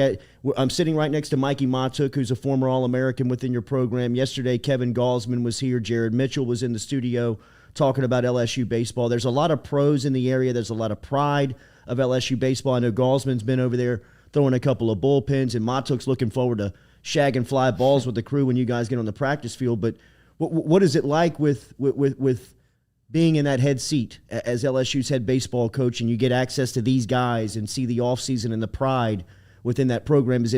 Has it hit you yet as, I guess, how heavy of a job it is? Oh, yeah, I'm very well aware where I'm at, and that's why I came. But with that being said, that's also why I came here. Yeah. And it's probably the only job in the country that I would have left the job that I was at for. And I'm excited about it. And for me, it's all about the work and putting in the work, and you can't get distracted with things on the outside. I know that's obviously, easier said than done, but, mental toughness is something that I'm trying to impart on our team. And really all that is focusing on your job, regardless of the circumstances. And I want you and all these fans to be really proud of what they see on the field. Mm-hmm. And that starts with your mindset. And so that's what we're putting our focus into. As far as like the legacy, like, Mikey and Kevin and Alex Bregman and those guys, it's pretty cool to be a part of that. Kevin was over here throwing a bullpen yesterday, and I just kind of glanced out on the warning track and I saw him shuffle his feet and throw one and long toss. And I go, that's definitely Kevin Gaussman. That's $100 million. Yeah, right. Yeah, and $110 million. I wanted to pull all of our pitchers out of wherever they were at that time and go like, that's what a $110 million arm looks like right there. And body and an athlete. So we're going to try to get some more Kevin Gaussmans running down the pipe here in the next Love that. years. That'll work. That'll work. Real quick, Coach, some fans curious, and I guess I'm curious too. How does NIL affect baseball? I mean, everybody's talked about it with football and recruiting. How does it affect your sport? Yeah, I think it's going to be big, and I'm excited about, being here. I think you mentioned the interest in our program. Well, one way people can show that interest is to participate in, using an athlete in our program and using their name, image, and likeness and allowing them to create some value for themselves. So it's got a chance to be a big game changer. I mean, if you look at it in football, there's one program that had the number one recruiting class at least the last 6 or 7 years, and we know what program that is. Yeah. And this year there was a different program that was the number one recruiting class, and that's 1,000% about NIL. So, we need to get moving on that. We are doing some things creatively. We've had some success. Some of our key players have been able to take advantage of that new rule and make some money, which is great for them. I'm 100% behind it, and does have a chance to be a game changer here at LSU. And so we want to make sure we're at the forefront of that, and we need the community's help to be able to do that. Last one, I'll get you out of here. I know it's a busy day for you. Thank you for your time. And Jay Johnson, LSU head baseball coach, joining us here on the Jordy Culotta Show. Brian Kelly said the same thing that you just said, that he wouldn't have left Notre Dame for anybody else or anyone else, any other school than LSU. You said the same about Arizona coming to LSU. Have you had a chance to meet him? And do you get the idea? I know you're in it, so on the outside we feel it. It feels like Scott Woodward has brought in a lot of power of coaches and has the right alignment, is a word that we've heard a lot from LSU over the past couple of months. Do you feel that as somebody that he's brought in to Baton Rouge and feel it around you with people like Brian Kelly and new head volleyball coach and the people that he's continuing to bring in? Yeah, I mean, I'm honored to be here when you line up the coaches, that we have at LSU. When you talk about Coach Kelly, I think, he did a heck of a job at Notre Dame. I mean, getting to the college football playoff is not easy. And he did it a couple times, and they're winning 11 and 12 games a year and always playing a pretty good schedule. And I've always been impressed with his intensity and competitiveness, and looks like he's always willing to put in the work necessary to be at that elite level, because it takes what it takes. And for me, he looks like a great football guy, and I love football, so I pay attention to this kind of stuff. Running back. And he's competitive. And I think you have to have a special competitiveness to be here And I've said this before. I think, you know, a lot of people would be afraid to coach here because of the things that you guys talked about. Like, I'm not. I know Coach Kelly's not. Coach Mulkey, I mean, she's impressive. I mean, like, you always knew it in the 3 national championships, but that's a different level. Coach Wade's doing a great job. So I'm honored to be a part of that group, and I'm sure we're all working our tail off to do the job that everybody wants us to do here. 10 yards a carry.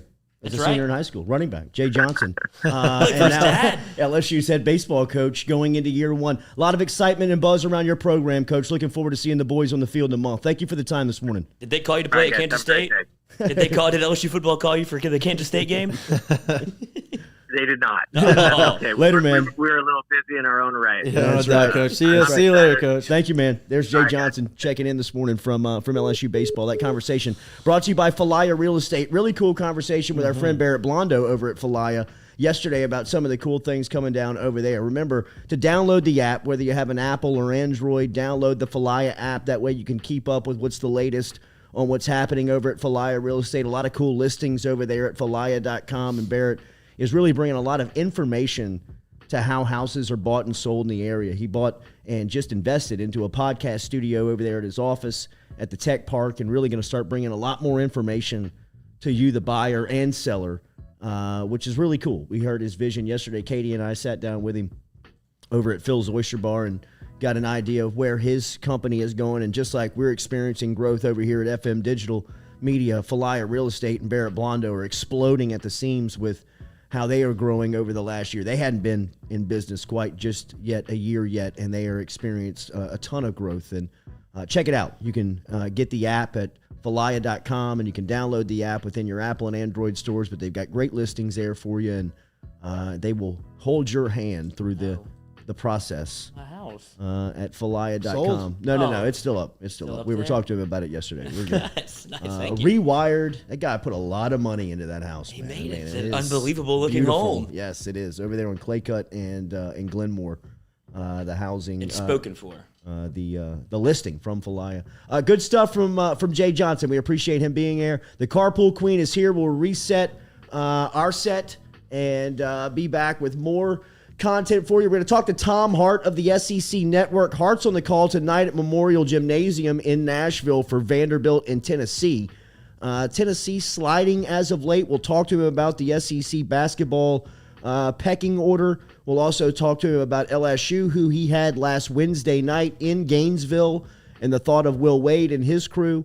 And we'll get into some football stuff with Hart, as he will be here for a couple of minutes at 8:30 this morning. His thoughts on Georgia winning the national championship and just how much of an impact Brian Kelly can have in year 1. Appreciate Jay Johnson, LSU head baseball coach, stopping by this morning. That was cool. Him and Ma took going back and forth, and some of the information that we were able to peel away from Coach Johnson heading into year 1. 1 month from today at the box, first pitch. That is crazy, bro. 1 month from today. It's the best time as a baseball player. This is cool. This is fun. This month right here going in, I bet. Yeah, you get back in school, you walk on campus. Now, like, there's no football. Right. Basketball's good, but, like, it's kind of trending towards sun starting to shine a little bit, which means baseball weather's right.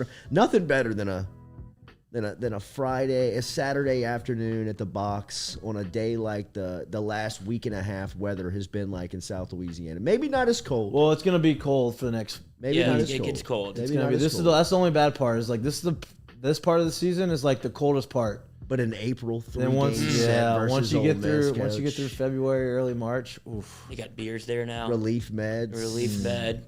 SEC games and there's tailgate. Go Tigers. I used to drive down the street on Burbank with my windows down and just walked it in, dude. Love it. Were you a sleeve guy right now?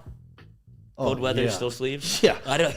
Yeah. Coach, I'm not going out there. I'm trying to get standing in baseball. Yeah, I'm trying to get as warm as I can get. Yeah. Give me heaters, give me everything. All day. Yeah. Oh, do you do the little in the pocket? Oh yeah. And then heaters in the dugout.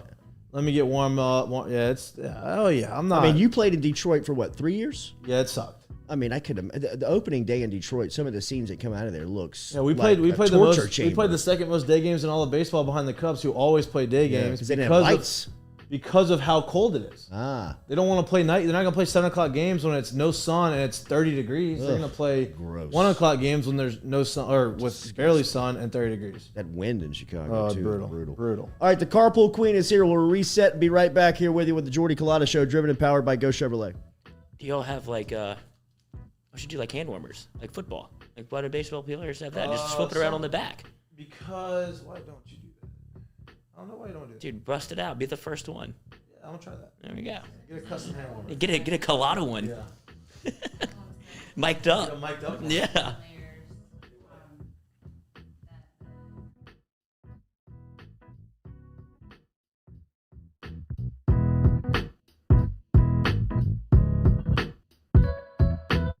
Do you have questions about your finances? Are you looking for recommendations from a skilled financial advisor? Get in touch with our friend Daniel Newman over at Edward Jones. You can find him easily by logging online and shooting him an email at daniel.newman@edwardjones.com. That is daniel.newman@edwardjones.com. Whether it is help with your 401k or just fiscal advice heading into the new season, get in touch with Daniel today. Best way to do it? Email him, daniel.newman@edwardjones.com. He's our experienced financial advisor. Let him be yours, daniel.newman@edwardjones.com.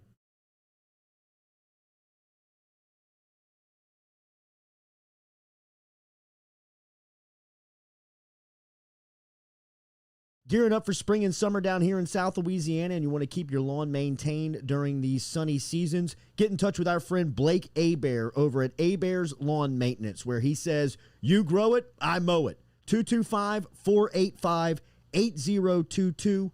225-485-8022 is where you can find Abear's Lawn and Maintenance, the official lawn and maintenance company of the undisclosed location.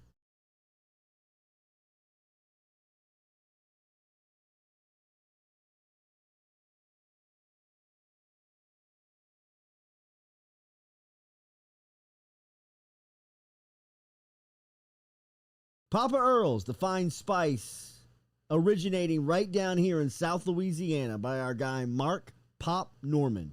Developed it back in 2018 and won Amazon's Newcomer of the Year in 2019. They pride themselves in having 30% less salt and sodium than the leading brands at the same price point. You can find them locally. Look for Papa Earl's at Rouse's, Calandro's, Mathern's, High Neighbor, and more.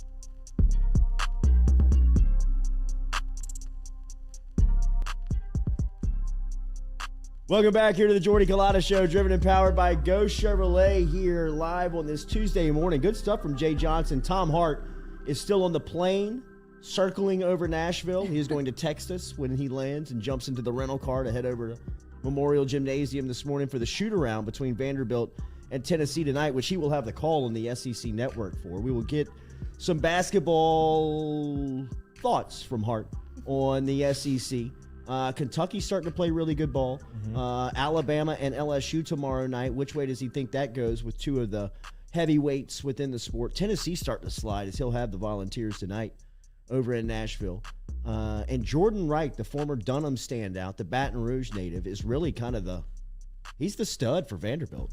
For Jerry Stackhouse. Forgot about him. I mean, like he is a beast for them. I watched them play. I caught the highlights on SEC Now the other night, and I mean, it was all Jordan Wright. Mm-hmm. You saw bracketology predictions. LSU 2 seed. 2 seed? Yeah. This was after the Arkansas loss because he had him as a 1 seed last week. After the Arkansas loss. Not bad. Coach, they're tough. They dropped one spot. They're tough out. You know, like I think they realized like they should. They're for real. Yeah. And they're doing this without their starting point guard. Right. Carpool Queen, good morning. How are you? Good morning. Yes. A little rough out there today, traffic wise. And then it's like a fortress trying to get in here now. I came up there and like jerked my arm out of socket trying to get in the door. So I'm it's the real deal. They've locked me out. Yeah, well, you know, I had a couple of open doors up here at 5:00 this morning when I came up. No. Yes. Whoa. Me and Noah locked the thing up, and so normally I would be like, I don't know what we did, but I had Noah with me, who's very responsible, and we went around and made sure to check everything. So it is very suspicious.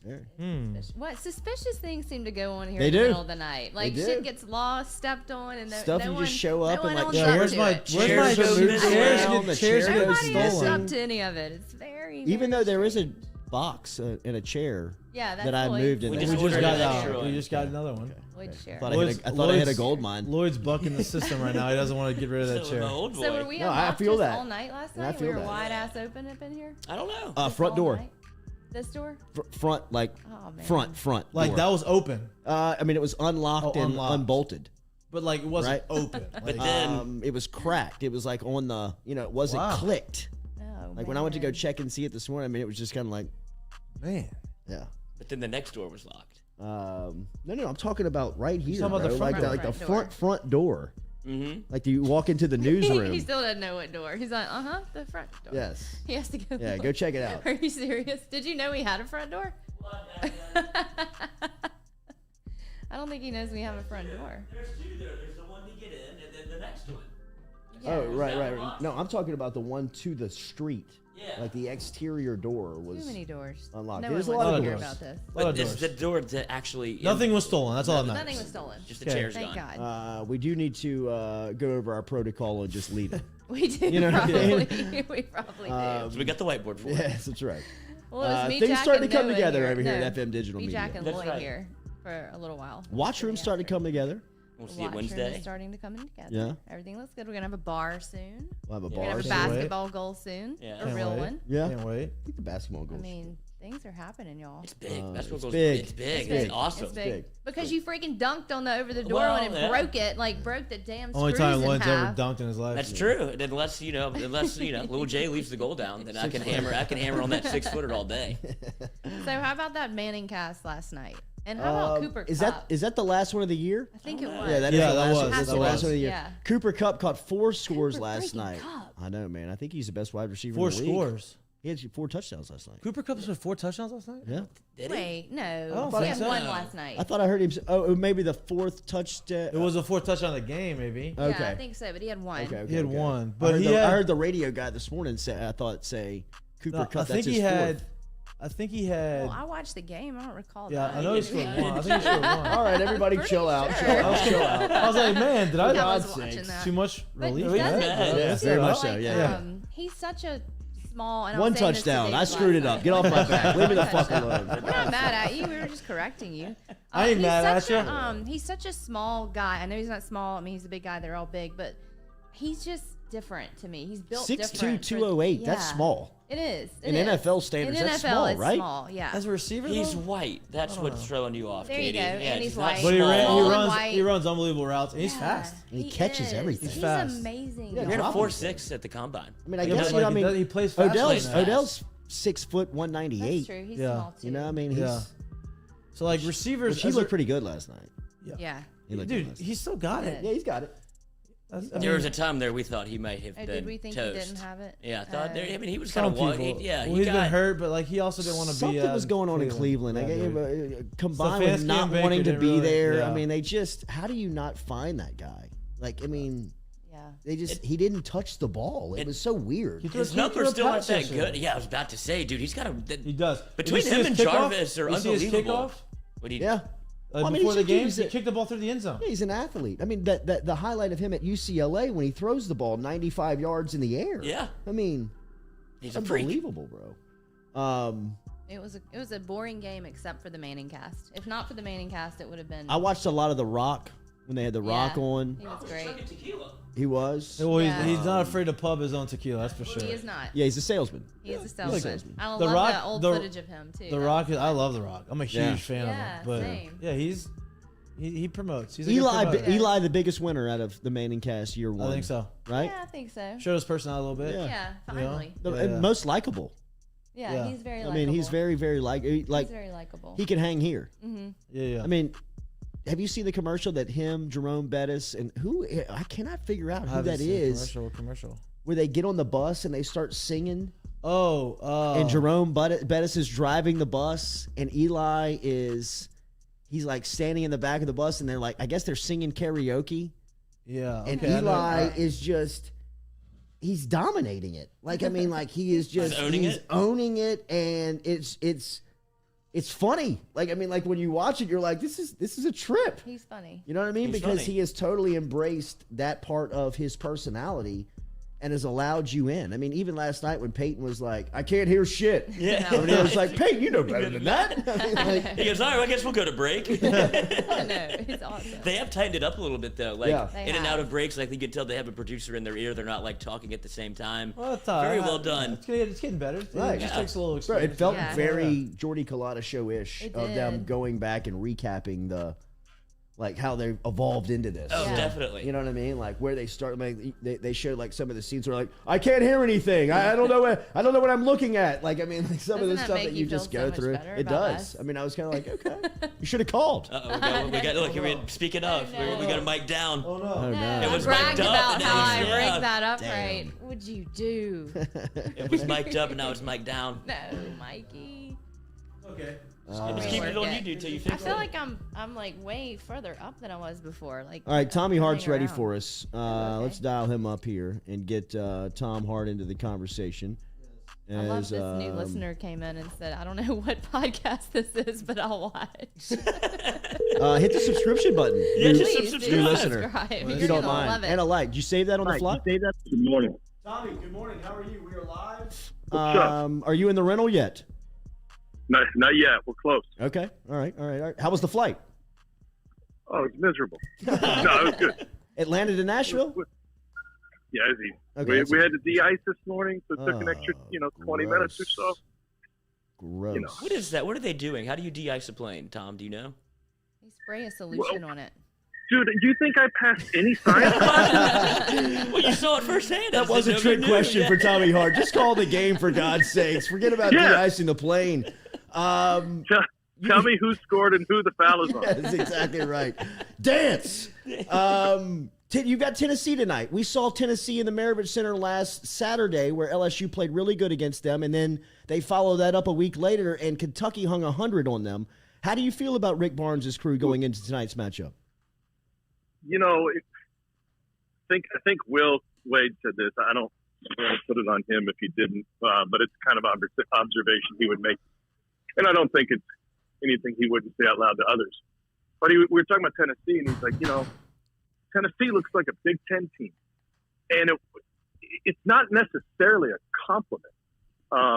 When you guys, check this out. I'm picking up my rental car in a garage, and it's covered in snow. Oh, of course. Maybe you should learn something. How do you de-ice a car? How are we going to de-ice the car?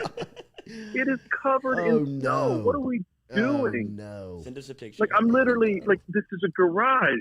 Send This is pic. amazing. Send a pic. Send a picker. It didn't happen. Tweet a picker. Okay. Text a Yeah, picker. It didn't no, happen. hold Text on. a picker. It didn't happen. It's on the way. It's on the way Thank you. shortly. Thank you. No, but it's not necessarily a compliment in the sense that the SEC is so incredibly athletic, right? The SEC as a conference has highest steal percentage, highest shot block percentage as any other conference in college basketball. The shooting percentage is relatively low.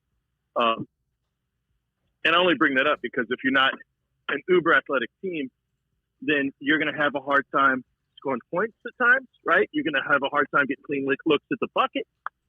That's obviously what LSU was able to do to Tennessee. I think that's what LSU does to a lot of people, first of all.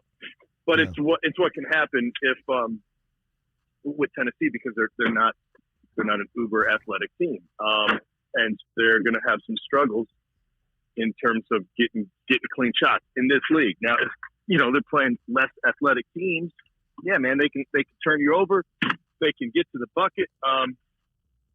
By the way, I'm the only idiot who's renting a convertible today.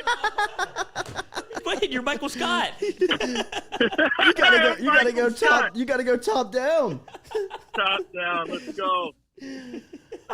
What is your anxiety level right now about this snow? I can tell in the tone of your voice, there's almost a fast breath to you that you're taking all of it in right now. Are you anxious? Are you nervous? I'm not worried about. No, not at all. Not at all. Okay. I'm more worried about getting the seatbelt to work. Okay. I'm not worried about the snow. I'm worried about the thought that, like, where's this car been parked that is still covered in snow inside a garage? That is very odd. And I'm pretty sure all the snow is gone from Nashville. I will see once I get on the road. But it might be hot, dude. Here's the thing, though. It could be. I'm a bit of a rental car snob. Like, first of all, there's only like 6 cars available. Okay. And 5 of the 6 are minivans, and the 6th is a Mustang convertible that's covered in snow and ice and doesn't have a seatbelt that works. That's yours. I'd rather take it. Yeah, that's fine. Right. That's fine. That's right. Don't touch anything in the glove box. And here's the other thing. When you're driving a car like this, you got a little bit of snow on it, it's your duty, as soon as you get on the highway, go as fast as you possibly can to knock the snow off. Public service. That's right. Yeah, that looked like Tom Hart, that red Mustang with the top down. In the snow. So wait, Tom, you're a rental car snob. Why would you send one back? At what point? Where's the cutoff? Well, no, I don't send them back necessarily. You're not driving a minivan. Bad review? I'm not Bad review guy? Yeah. Smell? No, but see, when you rent from, I'll give this company pub, when you rent from National Rent-A-Car, you go pick your own car, right? Okay. Travel as often as I do. You go in the garage, you take your pick, and then, but I will wait. I will go to them and say, hey, you got anything better coming through? I'm not afraid to. Shoot around's not for another hour. I can hang. Yeah. I'm in no rush. I'd rather not minivan it through Nashville. Yeah, no, I respect that. You were in Gainesville last Wednesday night. You saw LSU maybe get one of their best wins under Will Wade. I say that with all due respect. Down Pinson on the road, some of the tests that they went through, Florida started to knock down shots. What did you take away from LSU last Wednesday night, and who do you think they are as they head to the second half of SEC play? Well, I think everything is taken in consideration with the basketball season is such a large sample size, right? So relative to how they looked against Arkansas, I couldn't agree more that Pinson's worth and value and importance was probably minimized the previous 2 games. They didn't really seem like they missed him. Boy, did they ever against Arkansas. Yeah.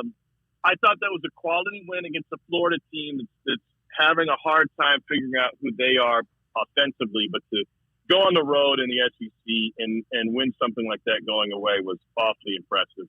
I thought at the time, and once again, I'm not to contradict myself, because that every game is the most important because there's so many, right? But I thought at the time, the way that LSU was playing, like, hey, this is a team that could be in the running for a 1 seed, right? I mean, you're looking at a 1-2 loss team that is seemingly, defense always travels, right? We say that, and I do believe it, and can find their offense through their defense. And then next thing you know, the Arkansas game happens. So I'm not quite sure. Do we just write that one off and say, hey, that was a team that was really missing its point guard late in the game? But at the time, coming off that Florida win, I looked at LSU and I thought, and I know Will was confident about them too. Here's a team that's not, first of all, they're not going to lose to bad teams. And there's real value that in college basketball. We had, I think, 3 or 4 top 25 teams lose to unranked teams this past weekend. Yeah. Baylor lost 2 in a row at home. That hadn't been done in the AP poll, the number 1 team to do that in the same week, I think, maybe ever. There's real value in taking care of your business. By the way, the snow is as flying off of the car. I mean, like, I wish we could see What's that. the mile per hour? I feel like the Where are we at? No, we're only going 50. I feel like the abominable snowman going down the hill on a sled. Like it's flying off of me right Look at now. this maniac coming down the interstate. What color, Tom? What color car are we in? We got a black Mustang. Okay. Nice. Because All right. Brad send it back. And Yeah. we are de-icing as we speak. I feel like we can Why hear it. can't a plane just move along, right? And just the ice Yes, is going it's a 400 good miles question. an hour. The ice That's can a good come off. question. Next time you're presented that question of how does an airplane de-ice, you just say they slam it. They throttle down. Yeah, right. Auburn woke up number 2 in the country today. That was a little surprising to me. I thought they'd be number 1. Gonzaga is the number 1 basketball team in the country right now. I know it doesn't mean anything because we're at the midseason point, but I made the trip to Auburn to watch LSU play them in that arena, which is fantastic. And I left there and told my son that I thought that was the best team in the country because they simply have everything that a good team has, including a superstar like Jabari Smith. What have been your impressions of Bruce Pearl's squad? Well, first of all, I do think the number 1 ranking matters to Bruce Pearl. It matters to Auburn fans. They've never been number 1 in their program's history. The number 2 ties with, I think the last time they were second was 99. They've only reached these heights since, I think, the 3rd time in school history. So it does matter to them. I agree with you. It doesn't matter big picture. The selection committee isn't going to give you seed based on where you were ranked, mid-January. And they are the most deserving right now based on their resume, their Q1 and Q2 record. They haven't lost in regulation. They have a 13-game win streak. All of that stuff can go on down the line. Their strength of record is really good. But Gonzaga, I think reasonable minds could disagree. Gonzaga is a better team. Gonzaga offensively just can't be stopped right now. But I do agree with you. Auburn's got all the pieces. They've got a rim protector in Walker Kessler. They've got a possible number 1 overall pick in Jabari Smith. They've got great guard play. They just got Alan Flanagan back, who was a 15-point-a-game scorer last year. And he's, first of all, it was the Achilles, and I think he had a COVID situation. He's not really in the rhythm yet. And so they're going to continue to get better. My one, and I say this in all honesty, like Auburn has gotten to the point where they are on the 1 seed for the NCAA tournament. So the bar that we judge them against should be a little bit higher. So when I'm critical of them, it comes against that background. They don't take great shots all the time. And that's fine when you're scoring 90 points a game or you're blowing somebody out. I've got them tomorrow night against Georgia. Shot selection will not be an issue against a Georgia team that hasn't won a conference game yet. But once you get into big games and games where the tempo slows and you have to value possessions, which certainly happens in college basketball, right? Especially in the tournament, you're going to have one of those games. You can't take bad shots, and you can't be a selfish basketball player. And they've got, especially some of those guards, I feel, play a selfish brand of basketball at times. And you just can't afford to do that. Their Final Four team in 19 looked like this kind of, but at the end of the year, they took better shots. And I don't know if that was coaching or if it was, players coaching each other. Like, hey, bro, you don't shoot that shot anymore.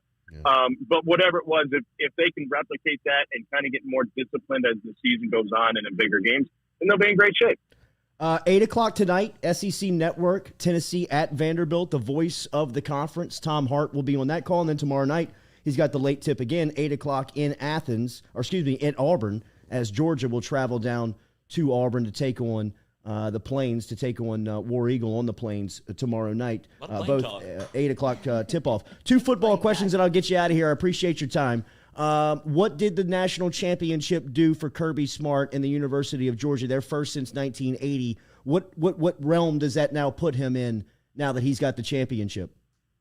Well, first and foremost, it takes a load of pressure off of him. I mean, he got to Athens and he said, if you want a championship program, I need A, B, C, D, E, all the way down to the end of the alphabet. And they gave him everything. They gave him everything he would need to do it. And he came close, obviously, but he couldn't get over that hill. So now it's kind of an I told you so, but it's more of we're built now. We can keep this thing running. I was in Athens for hoops this weekend. They had 100,000 there for the celebration. It was incredible. Even Greg Sankey got up to speak and he said, I had prepared remarks. He's like, I'm not going to use them. He said, I just want you guys to know that I do this just about every year in this league, and I've never, ever seen anything like this. Like, it means a lot to that fan base, as it does to every fan base. Sure. I don't mean to, but what they've been through and been so close after, it seems like every other good program in the league has won 1 or 2 or 5 since they last did. So that meant a lot. And I tell you what, if you're in the East, that's not a good sign, because that dude is just going to keep it rolling. And with the transfer portal being such an important part of college football roster management now you can go out and pick whoever you want. You've got holes to fill. Hey, come over here and win a championship. There's only a few programs who can offer that as an enticement within the portal, and Kirby certainly has that available. Brian Kelly has made an impact here locally on the fan base of him really changing the culture of LSU football. I look around the conference and see things like you just described. Georgia will improve. Texas A&M got better on signing day. Alabama is going to be better. Arkansas is making some noise in NIL. Lane Kiffin's got it going on in Oxford. What type of impact do you think Brian Kelly can have immediately on LSU football, and what type of stability does he bring to the program in bringing him in at this price tag? Well, first of all, my man, when we were broadcasting the Texas Bowl, just went all in on the accent, and he embraced it and he attacked it. I loved it. We kind of Hasselbeck gave him a heads up, and he's like, "Hey man, when you get on the headset, we're gonna make fun of your accent." And he looked at him and he's like, "Okay, let's ride." And he was ready to roll with the punches. I was really impressed the way he handled all that. And he can just put it behind himself right now, right? Like, hey, listen, you go recruit the best quarterback in the country. You do what the quarterback says. You want to make people understand that the community is important to them. You do what's important. So I was impressed by that. It's an uphill battle because, listen, it's not just, I think about LSU, not just the talent that they lose to the portal or will lose to the portal, have already. It's kind of hard to keep up, to be honest with you. But it's the talent that they lost throughout the season, right? I mean, I was going through my chart, and I had the first home game of the season, and I pulled that bad boy out and put it up next to who was available in the bowl, and I had to Sharpie through, like, everybody on defense and everybody but the offensive line on the other side of the ball. You lose Stingley because you lose him to the draft anyway. That's a tough dude to replace. Now, all of a sudden, you lose Stingley and you lose Ricks. Right. It's hard. But I think that what the portal provides, and we're just guessing here, right? We'll come to see what the timeline is. But what the portal provides a coach like Kelly is it gives them an opportunity to fast track rebuild, right? Because but what you have to do is you have to show players that this is a place where they can come and achieve whatever it is that they want to achieve. We know at LSU, if you want to play on Sundays, come to LSU. Like that's done. That's established. Now it's, hey, this is a great culture. You can come here and we can win championships. That's the second selling point. And I think that's probably going to be pretty easy for him to do, if not immediately, then after a season. And you don't have to, in years past, you'd have to run the risk of bringing in JUCO kids that you weren't sure of, or trying to build with freshmen, or have a transfer sit out a year. You can go grab a dude from Baylor, from West Virginia, from Iowa State, from Missouri, from wherever. Go grab a Power 5 kid that wants to get to the league and is a good fit in your program, and you can win games. Tommy Hart, best in the business, voice of the SEC, face of the Southeastern Conference. He'll be on the call tonight at Memorial Gymnasium for Vanderbilt and Tennessee. Then he'll be on the call tomorrow night at Auburn Arena for Georgia at War Eagle. Both of those tip-offs are at 8 o'clock tonight, SEC Network. Tomorrow night, ESPNU. Any trips to Baton Rouge planned? I barely know what I'm doing tomorrow. I know I've got one coming up. Sorry for the trick question. But How do you yes to play? The answer is yes, as long as my rental car isn't covered in snow. Absolutely. You don't have to worry about that down here. And when you get in, we're going to dinner and we're getting you in studio. So have a great call tonight and tomorrow night. Thank you, man. Let's do it. All right, gang. Good catching up with you. Jordy, see you later, bud. All right, Tommy. Thank you, man. There's Tom Hart checking in this morning as he gets ready for tonight's call. Vanderbilt and Tennessee, that will be at Memorial Gymnasium over in Nashville. That conversation brought to you by GoFlow, GEAUX, flowiv.com. GoFlow, get over there. If you're looking to restore a little energy for the week, if you've been down, you've been dehydrated, you've been sick. A lot of people within the area have been sick over the last couple of weeks. If you need some energy boost or if you want to get some vitamins, you can get over to Baton Rouge's premier medical spa specializing in IV hydration treatments with vitamin infusion, and that is our friends over at GoFlow IV. GEAUX, flowiv.com is where you can find them online. 7970 Jefferson Highway is where they're located. If you want to stop in and see them, they offer memberships of 3-month, 6-month, annual contracts, and they can help you out with just about anything, man. Like we said, if you want more energy, if you're suffering from dehydration, if you've been sick, if you just hung over, you went to the Mardi Gras balls over the weekend and you're looking for a little boost here this week, head over to GoFlow, GEAUX, flowiv.com, GoFlow IV. Good show. Appreciate Tom Hart and for Jay Johnson. How sketchy is it, though, that there's no snow in Nashville, but the car that he's in is covered in snow in a garage? So that would mean somebody drove through the snow. Yes. And brought it there, Yeah. and left it, and just left it. Yeah. Yeah. And he got Is that right a dick in. move?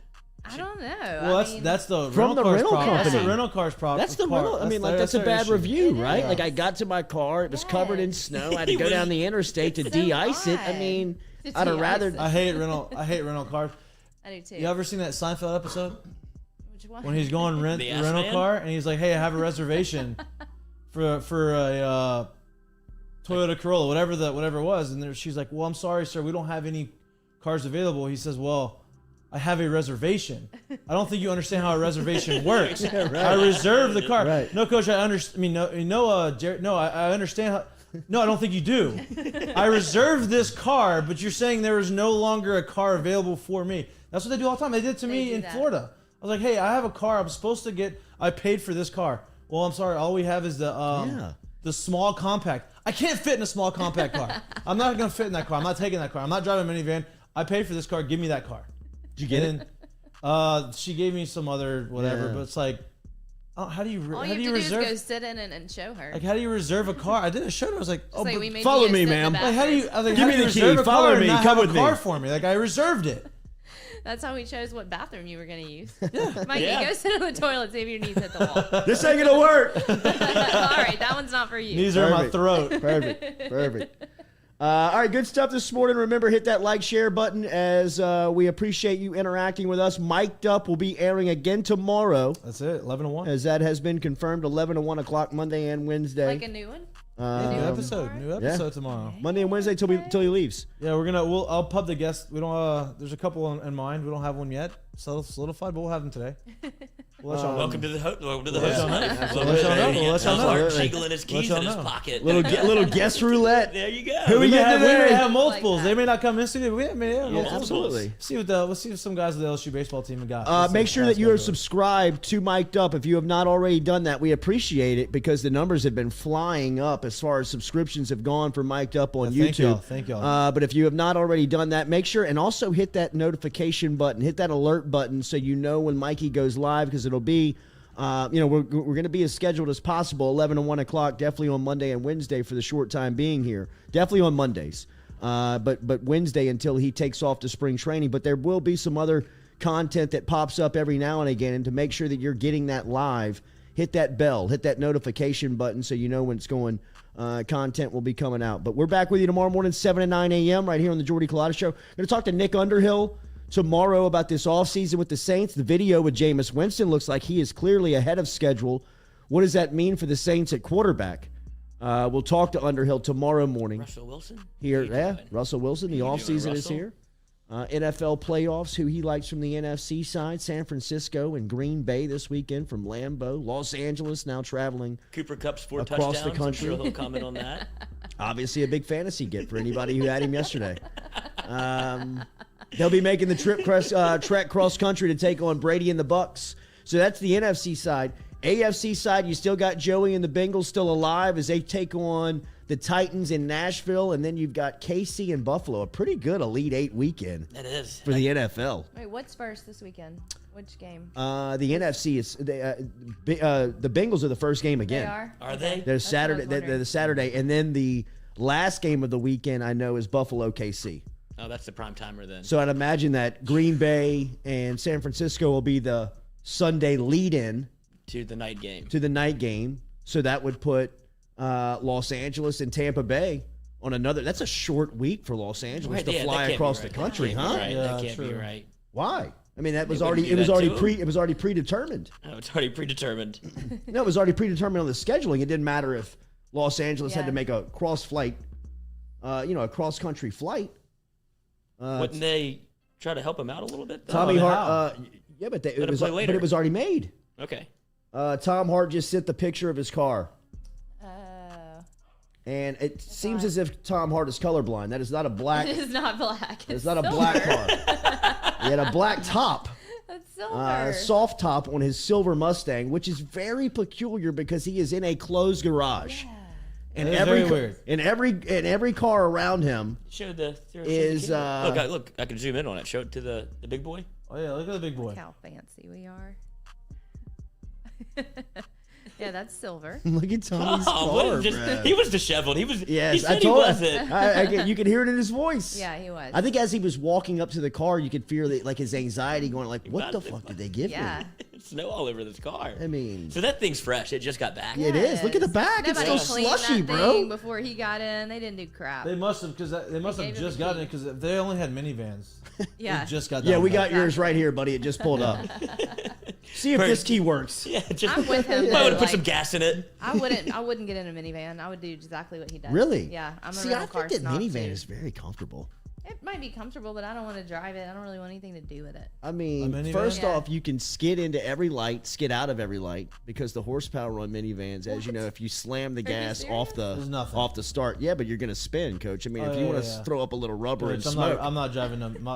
We can have 7 kids. I'm not driving. I'll drive a. watch yourself over there. I'll drive Macho. a sprinter van. Watch yourself, I will kids. drive a Macho. sprinter van. You're I just gonna would pop do out anything triplets and you'll over see what's driving gonna a happen. minivan. I I thought will I was going to drive- drive a sprinter van a couple of weeks ago and ended up in an RV. So watch yourself. With no AC. With no AC. I'd drive an RV over a minivan. I would too. I would do anything. Also, It's just speaking like of sprinter a vans, look. y'all should see Aaron Nola's sprinter van. Oh, He wow. travels around the country and he has like a Wow. bed He's in a it. no-flyer. And he has like a. He's a I know he no-flyer is. like He's a Madden? no-flyer. He doesn't fly?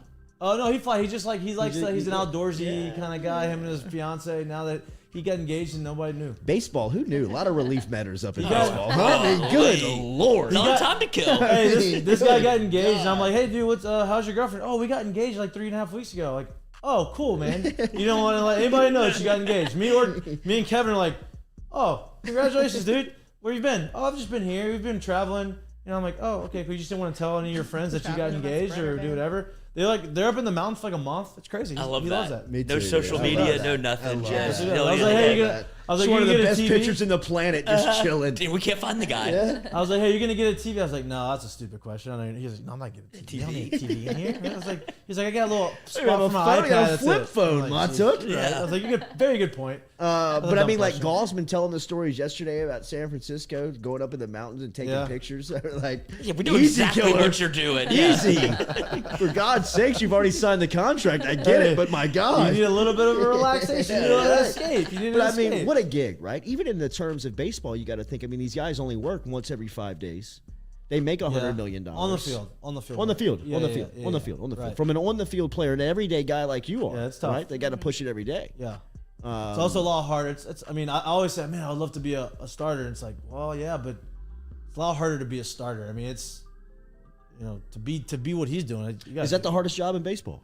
to be a top end starting starter? pitcher? I mean, yeah. I mean, that's A high-end Kevin Gaussman. Yeah, not as $100 million as man. demanding on the body, but like, yeah, it's hard. I mean, because you don't have only have one. Like if you struggle for a game, You like got 4 days. You gotta wait. You have probably 3 or 4 games. That sets you back 3 or 4 games to like bring it back down to like the numbers that you want. You know, reliever is tough too, but reliever you can go and throw a couple innings, 1 inning at a time, and like you can just blow it out for an inning. You know, like that's the spot. That's the spot. That's the spot. From a starter to closer, a reliever. A closer's the best. If you're a high end closer. Hey, I know I'm not coming out of the locker room until the 6th inning. Yeah. Like I know. Yeah. If I know I'm throwing the 9th inning, guys are showering in the 2nd, doing their routine in the 3rd, Really? get out to the bullpen in the 6th. You know, and then they never throw knew that. 1 That's inning, amazing. blow cheese, get out the game, go home. Go home. Wow. Don't throw more than 3 days in a row. Wow. Wow. How was work today, babe? Struck out the all side. right. Through 9 pitches, get to go home. Fan the Phillies in the 8th. So, from a closing standpoint, though, as much pressure on a closer than a starter, right? As a Maybe starter, more. maybe more. I mean, it's Because the it's more game's over. focused. Yeah, the game's It's a over. more I mean, focused- it's you a more either win the focused game or task. lose the game, basically. Right. At So that time. teams hold usually one closer. One closer. You probably now bullpens are so important. You're gonna have usually an 8th inning guy and a 9th inning guy. Some teams you really want to have a 7th, 8th, and 9th. Okay. So you have a bridge guy because they don't want now. So they don't, set up, bridge, close. Yeah, they don't want. Bridge set up, close. You don't want. They don't want pitchers facing the lineup 3 times anymore. So like. The hitters are too good. Yeah, so like in analytics, like they say, analytics, if you face the guy 3 times through, you're gonna averages, jump up. So like some of the elite guys, some of the number ones, they're gonna let them go. But for the most part, they want the guys to get through 5, and then you got 6, 7, 8, 9 with the bullpen. And if you can get a guy from the 6th, like which is usually like a matchup, get through the 7th, and you have 3 guys that you can rely on 7th, 8th, and 9th. Bang. That's kind of the recipe right there. Who's got that best? Shit, there's a lot of teams that do that now. I mean, the Dodgers have a really good bullpen. The White Sox have a really good bullpen. The White Sox have 2. Well, now I think they're going to try to get rid of trade Kimbrel, but they had Trey Kimbrel, who's probably historically one of the best closers in the league. He was the 8th inning guy to the closer who they signed for $50 million. So they have guys. The Yankees have some good bullpen guys. Tampa has like 18 guys at the bullpen. Sure they do. They still do like the starter thing, right? Where it's just he goes and blows cheese for 1 inning. Well, they do the opener.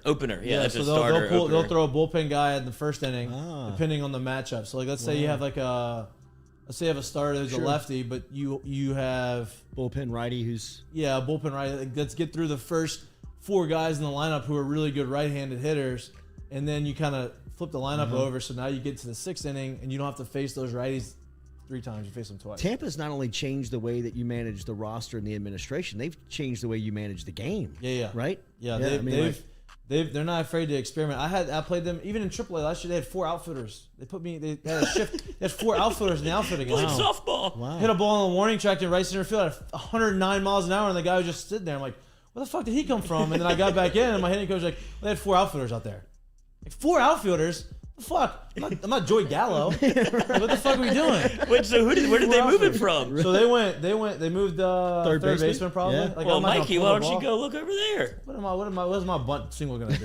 I'm not trying to hit a bunt single. I'm trying to hit a double or a homer. Ma took Now a get the game. hell out of here. 4 out there, Bucker's like, I'm hitting it When the too. last time you bunted? I actually had bunted once last year. It was the first game. They call a sag bunt, and I had a double take to my third baseman. Fucking with me? You know, I haven't bunted like my entire career. Like maybe bunt for a base hit. I got it down though. Got it work. Yeah. Got it. That was the only time then. Like and share, subscribe to Mic'd Up. If you're looking for Mic'd Up, I see somebody saying that they can't find it. If you just go to the Jordy Culotta YouTube YouTube channel, page, dude. You're you will already simply there. find it. Yeah, you're already there on the page. Just scroll back and get to the main Jordy Culotta Show page, and you'll see a subscription for Mic'd Up right there in the middle. Hit that subscription, hit that bell, be notified for what's going on. 11 to 1 tomorrow is definitely going to be scheduled, and we'll be back with you tomorrow, 7 to 9 a.m. Look, bro, it's right here. For Ghost Chevrolet, who drives us every day, for Lizzie, the carpool queen, and for Ma Took, thanks to Jay Johnson, and thank you to Tommy Hart. We will tweet out the silver Mustang covered in snow. Yeah, we got to check on our boy Tom. Yeah, I don't know. Tommy. He was frazzled. Yeah, he was Yeah, frazzled. he was frazzled. I mean, come on. I get it. Almost at the 400 mark. De-icing a 380. plane. 380. Yeah, let's get to 400 We're today. making numbers. We're About to making get to moves. 1,000 on Twitter. Lloyd promised everybody gear, so you might want to get with Yeah, get we with your talked about. producer on that. I got some stuff coming. I'm gonna have some gear. I'm gonna Might have wanna some talk gear. to that I'm gonna have guy some over there. wearable gear Brown on the just golf. show. Yeah, right. You're I'm right. gonna have some wearable gear on the show, and then I'm gonna go Say get some of those anything about backpacks gear. embroidered. Oh, Yeah, okay. so I sent the logo. Dude, that's. I sent the logo to Big Ron. So he's got Okay. it. Ron's officially in the fold. He's got to work. I want a crew neck. Got you. Yeah, you and my wife. All right, have a great day. We're back with you tomorrow morning, 7 to 9 a.m. Computer worked. Thank you. Good job, computer.